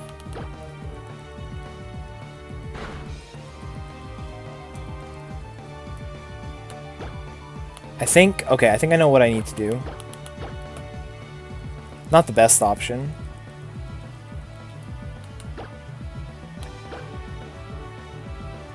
Actually, I know exactly what I can do.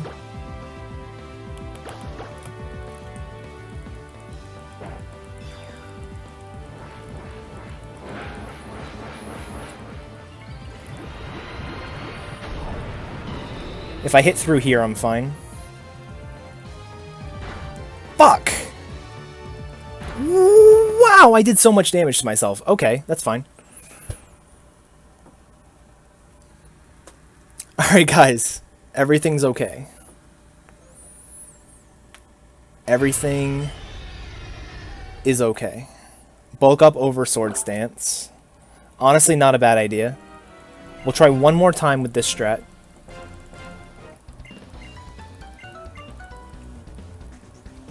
Dude, nice +4? No, +3. I was only at +3. I used 1 Swords Dance and I got double swagger.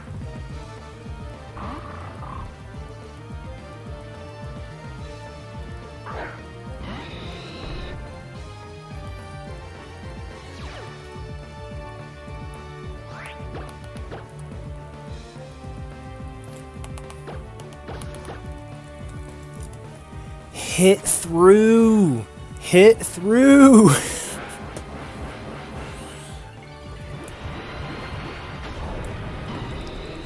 If this one doesn't work, we'll teach bulk up.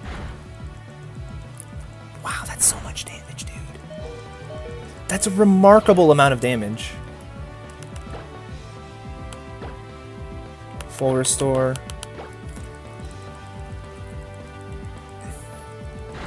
So if takedown either misses... Alright.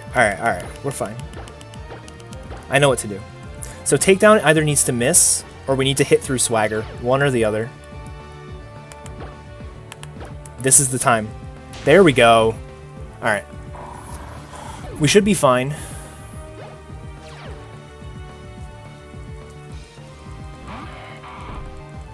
This is A-okay. We heal the full restore. He uses fake out like he's supposed to. Guys, everything is going according to plan now. I don't know why everyone was so worried.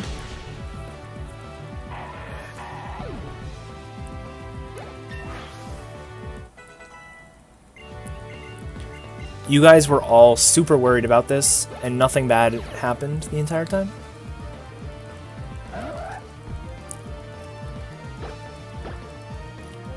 Swagger's +2 attack? I thought Swagger was only +1.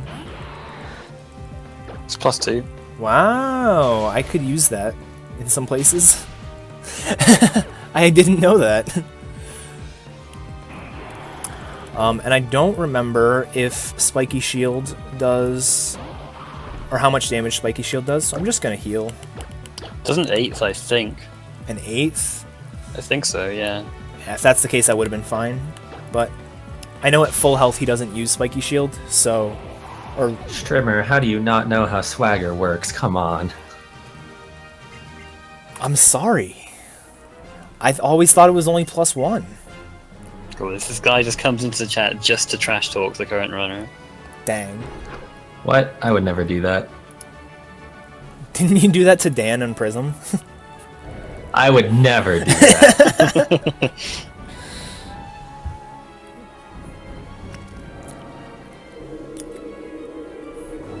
Somebody make a straw poll, and if you guys want me to continue this run and do all Mega Stones instead of seeing Keys run. I agree with this. You guys get 2 hours of contests, it'll be great. Alright, so Phoebe is... I like the way this fight works out. It's actually kind of cool. But I'm breaking like the one rule of Oras speedrunning, which is don't give the Dusclops a turn. We're going to give the Dusclops a turn. And he's going to use Curse on us, which is just wonderful. But the way it works out is actually really nice.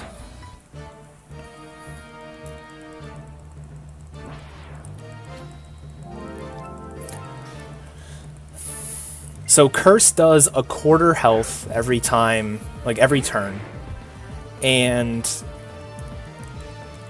you would think that after 4 turns, we would be dead.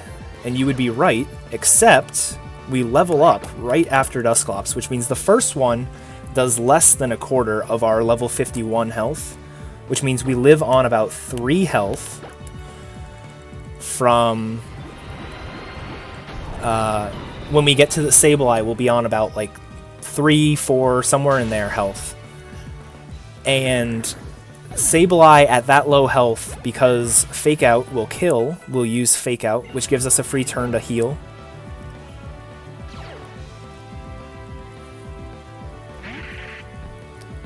She always sends out the Bannettes first. if we were at higher health, I think the Sableye would be using Foul Play, which would probably kill us after one Swords Dance from us. But we should be fine. See, look at that. 3 health calculated.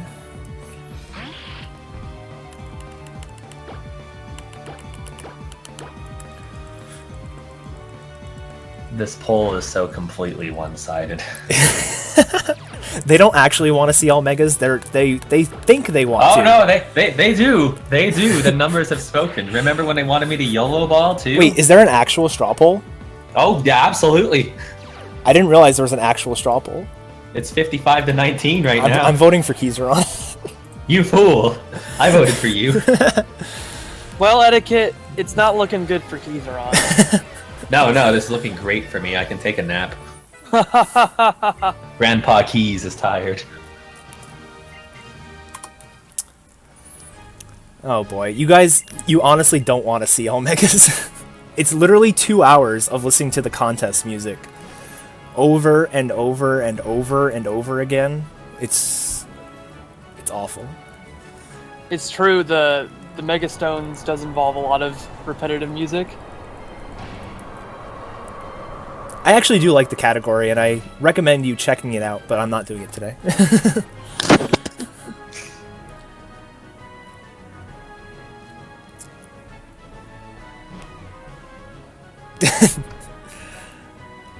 Nice copy pasta keys. Thanks, I invented it. I like it. Alright, all I'm doing here is healing. Save. So there's 2 ways this fight can go.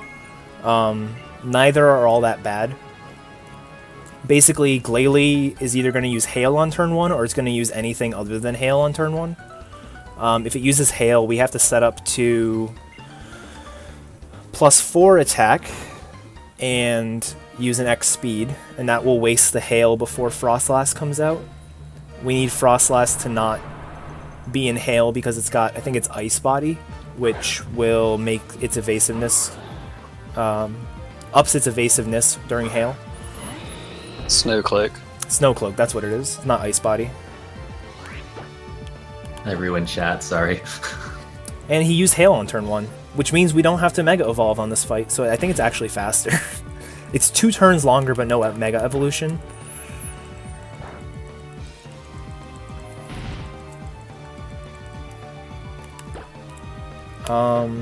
Extra X speed just for this one particular scenario.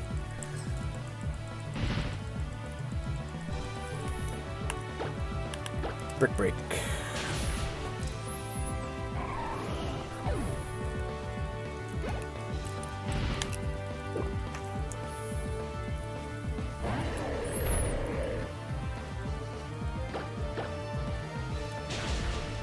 This stupid wall rain. I'm so happy it dies in 1 hit.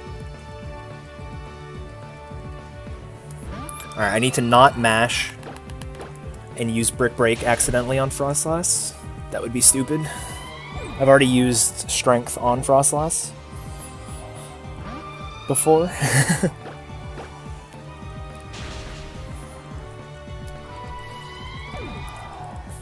Chat will do as they please. Down with keys. Megastones, pretty please. Yeah, chat was ruined for a little bit, might be. That's okay. Chat was ruined earlier in this run when I kept saying I was killing people. It's fine.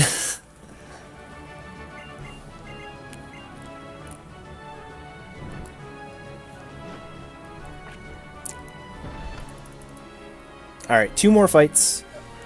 At least 2 more in the Elite Four.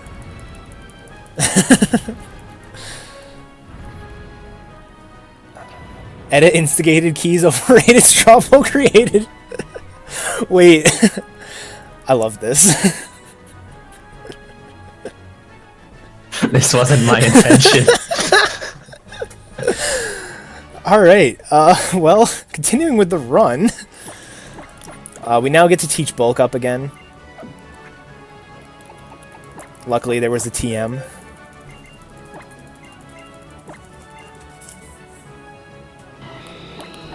And now we have no more stab moves.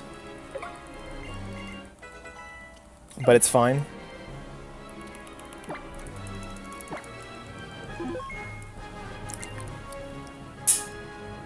Is now in subscribers only mode.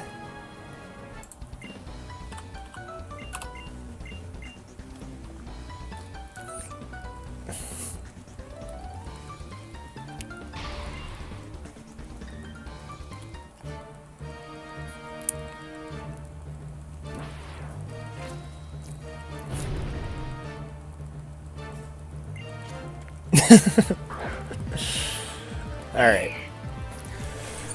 So Well, that didn't work. guys, in all seriousness, please do stop. Unfortunately, this is the beginning of our 3-fight string of fights with flying starters. As we know, flying starters are bad. Luckily, once we get to +2 defense here, Altaria switches from Aerial Ace to Dragon Pulse because it does more damage. But yeah. I forgot to Mega. Whatever. Ooh, actually that was a good idea. Not Megaing there was a calculated plan. We didn't knock him into heal range, it's fine. Because he used Cotton Guard.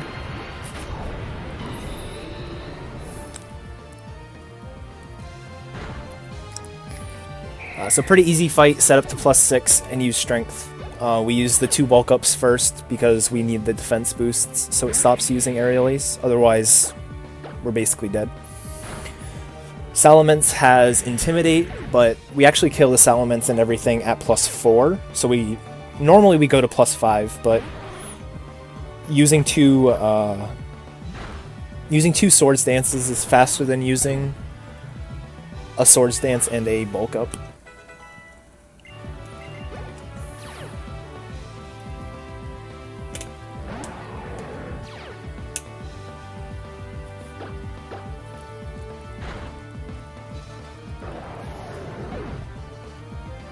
Wait, what's happening with the bot?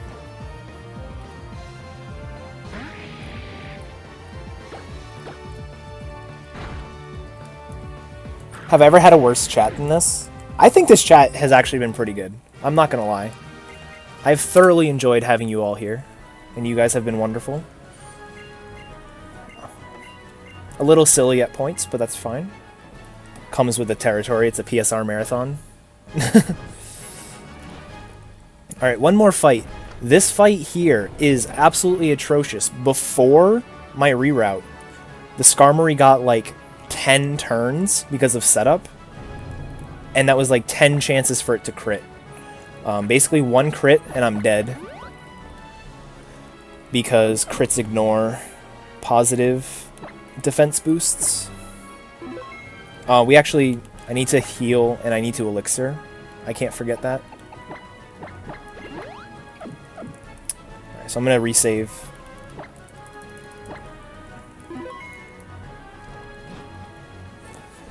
Also, get ready for the best champion theme, Fight Me Gen 4.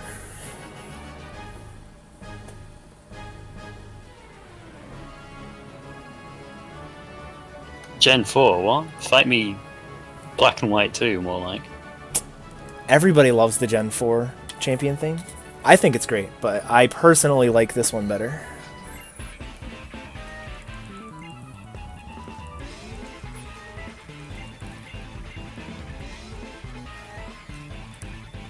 XY is the best. Great. Now I'm going to have everyone debating over which champion theme's the best.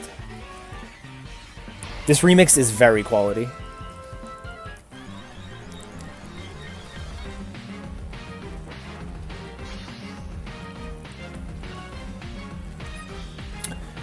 Alright, so the plan for this fight is as follows. Bulk up ×2. Yeah, so the old strategy for this fight was bulk up ×2 so we could tank shots from Skarmory, set up to +5 special attack, and then sweep with Flamethrower. Unfortunately, that's just not a pleasant time. Also, we are pretty much dead to Toxic and 3 or 2 aerial aces, so you have to full restore quite a bit.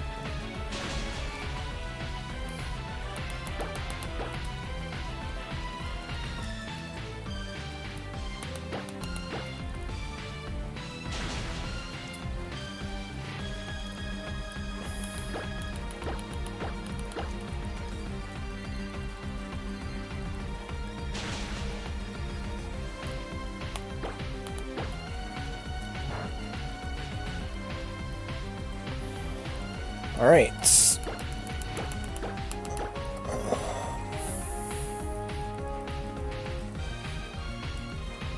No more aerial ace, no crit, which is lovely. Skarmory is dead. I forgot to Mega Evolve. Whatever, I don't need it right now.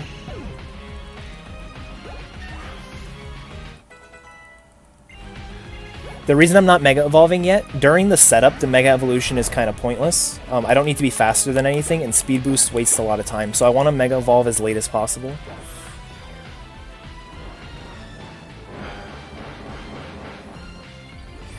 Aggron is going to get a turn off because Sturdy is a thing, and it's got Earthquake and Stone Edge. If either of them crit, I'm dead.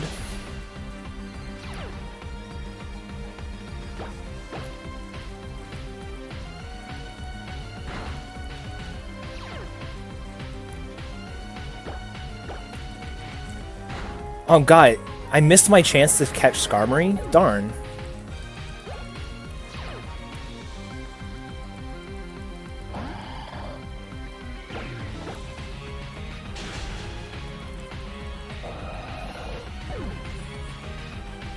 I'm so disappointed that we're going to miss Skarmory. Or we didn't catch our Skarmory.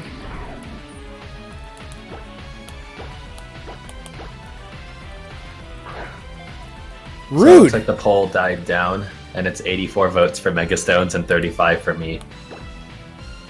Have fun. Dang. Well, I didn't catch the Cradily with my Mega Ball. My Mega Ball? What the fuck? My Master Ball. That's not right.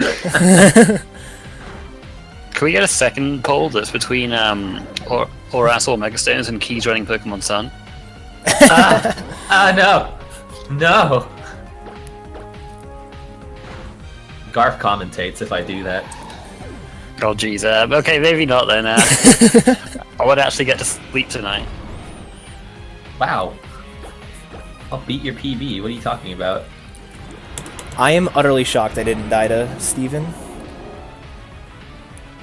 I don't think I've not died to Steven since my first run of this.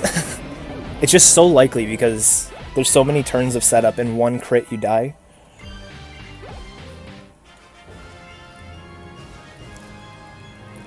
And that's it, guys. Elite Four beaten. Champion beaten. We're the new champion. Run's over, right? Just kidding. Here's 10 minutes worth of credits. Yay. This is what the fans demanded, right? Right? Alright, new poll. I continue this doing all Mega Stones. Keyzron does Sun and Moon. Keyzron does Heart Gold, Soul Silver. Or I do 12 yellow no save corruption runs. That's about 4 hours, right? Keyzron does Animals 125%. Who wants to see Animorphs all morphs instead? There you go. Quest for Tiger. How long is All Morphs? Is it even a thing? It's sub-hour, assuming you get Tiger at a decent pace. Nice. I've never gotten Tiger, so.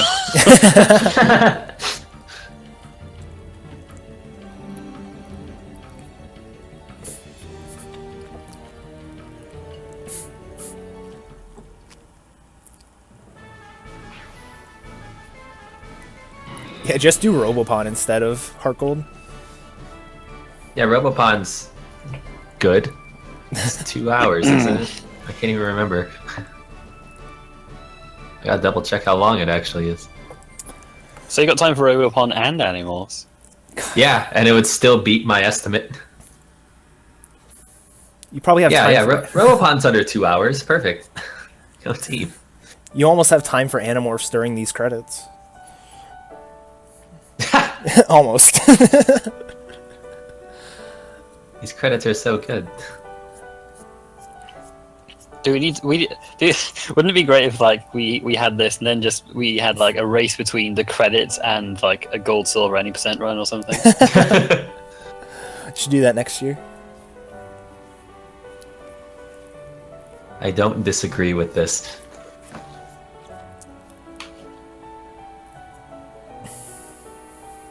Yes, now we have time for donations. We got a $5 donation from Generic Germany Man. Greetings from donation. Donating for charity. Save the Germany. Sorry, this isn't a true GDQ. I didn't interrupt you halfway through that. Ah, darn. We ruined it. We missed our chance. Oh, darn. All these people talking about SGDQ redemption. This isn't even the same category. I'm doomed.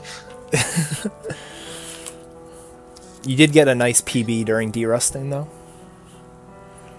Nice isn't the word I would use to describe that. You got a PB? Not nice? 84 to 35. There you go. Wow. I can't believe the straw poll is legitimately 84 to 35. I can. Coffee versus tea wasn't even that one-sided.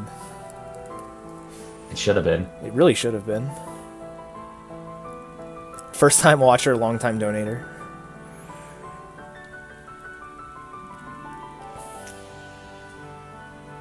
I do like the style of credits. I think Gen 4 started this, where they show you like your actual path through the game with what Pokemon you're using in certain fights. I think it's kind of cool. So we get to see, like, you know, here's where we picked our Torchic and defeated the evil Poochyena that kept Professor Birch captive. And then here's us fighting our rival. Stuff like that.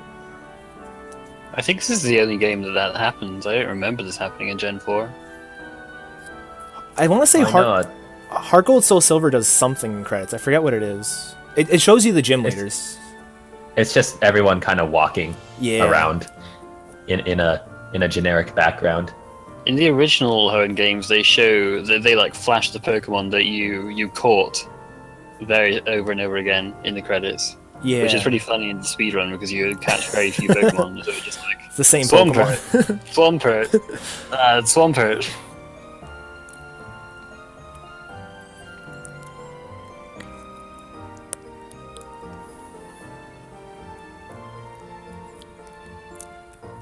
I'm surprised I haven't seen anybody ask. So we have to sit through credits because there is one more fight we have to do.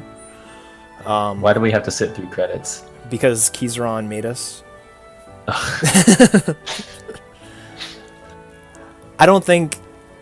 It's not like this last fight's any hard. So... Any hard? What? It's not... Good England! Good England, sir! Dude, my England has been so bad this run. Oh, man. No, but the... Yeah, it's not like the rival fight's hard at all. It's just 10 minutes that you don't need. It's not even like Gen 2. We can't reset during credits. If you reset during credits, you actually go back to before the Hall of Fame. But Definitely a good design decision. oh yeah, for sure. Wow, Keys, your run's not supposed to start until 5? Well, 2 o'clock for you. Yeah. This is... Oh, we did start early. I was going to say, this is not that far under estimate, but... It's alright. It'll give me plenty of time to get the cropping looking good. Well, that would that would give us a chance to make sure that the crop for the backup is good too, because my backup's a 3DS. Oh, okay. You have a back. Oh, geez. All right. Oh, yeah. See, for me, the backup was easy. I just have a second cart with my save on it. So if I didn't get a Torchic in 3 resets, I was just going to swap carts, and it would have been fine. See, But it's the same my concept. backup yesterday was like that. My backup today, I had to get to Raikou, catch it, save, make sure there was at least 24 hours between my run, and Yep. when I did that, save the game, change the clock, and my 3DS has been sitting here ever since. Okay. Oh, man. It took me a very long time to get a Torchic on that cartridge this morning, like way longer than I want to admit. And then immediately after I took my other cart and did a practice run and got first try Torchic. Of course. And then this run, I think it was second try. Yeah, second try. Not too bad. I got first try YOLO Ball yesterday You did. after an adjustment. Yeah.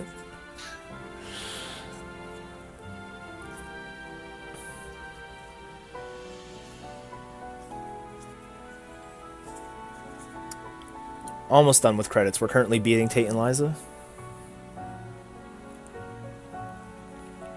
And then here's the Kyogre that we didn't capture, that we brutally murdered. Yeah. Oh wait, hold on. Brutal murder. When I didn't do half with low sweep, I was like, oh no, this is awful.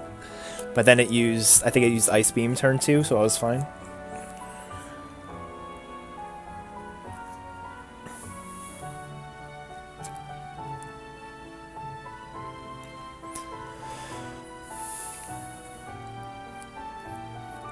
But yeah, if you liked this run, I promise the Mudkip run is much better.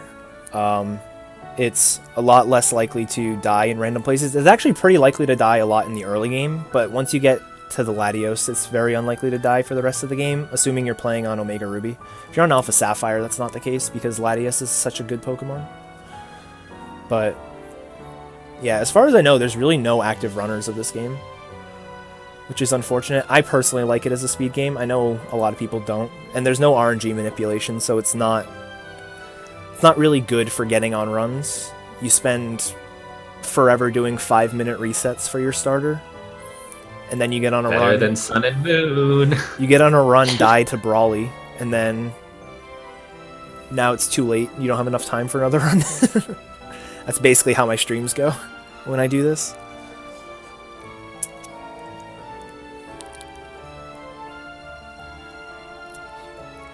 But I do recommend you check it out. It's one of the only, I think it's the only run in Pokemon that the two versions are different routes, but almost the same time. Well, they're the same route through the game, but because you fight different Pokemon, there's like kind of big changes in terms of like the moves you get.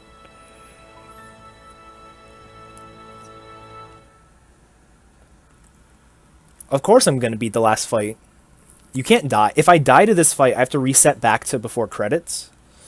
And Oh no. then we have to sit here for 5 minutes. So It's fine. We're ahead of schedule anyway. we are ahead of schedule. Slippery slope. I only killed the Kyogre because I was pretty far ahead of my estimate. And then I was really scared when I almost didn't kill it. That was my plan, because I didn't want us to be so far ahead of estimate. Then you just beat it anyway. Exactly. Backfired. This marathon has one more run. It's your buddy Keyzron doing Soul Silver glitchless. No, it's Eddaket continuing with a Mega Stone. Yeah, exactly. All right. So once again, we have a bird Pokemon starter. Bird Pokemon lead. So we have to worry about Aerial Ace. Aerial Ace is absolutely destructive, but all we really have to do is we have to set up to +6 attack, and then we're pretty good to go. So there's one Swords Dance, 2 Swords Dances. Wait, aren't you going to try and catch it? 3 Swords Dances. Try and catch it, please. Oh no, we're dead. Oh man, No! I have to. Time. So yeah, you don't have to beat the rival. Pretty good speed game, right? It's the most anticlimactic ending to a run ever. I wasn't told that this was bad ending percent.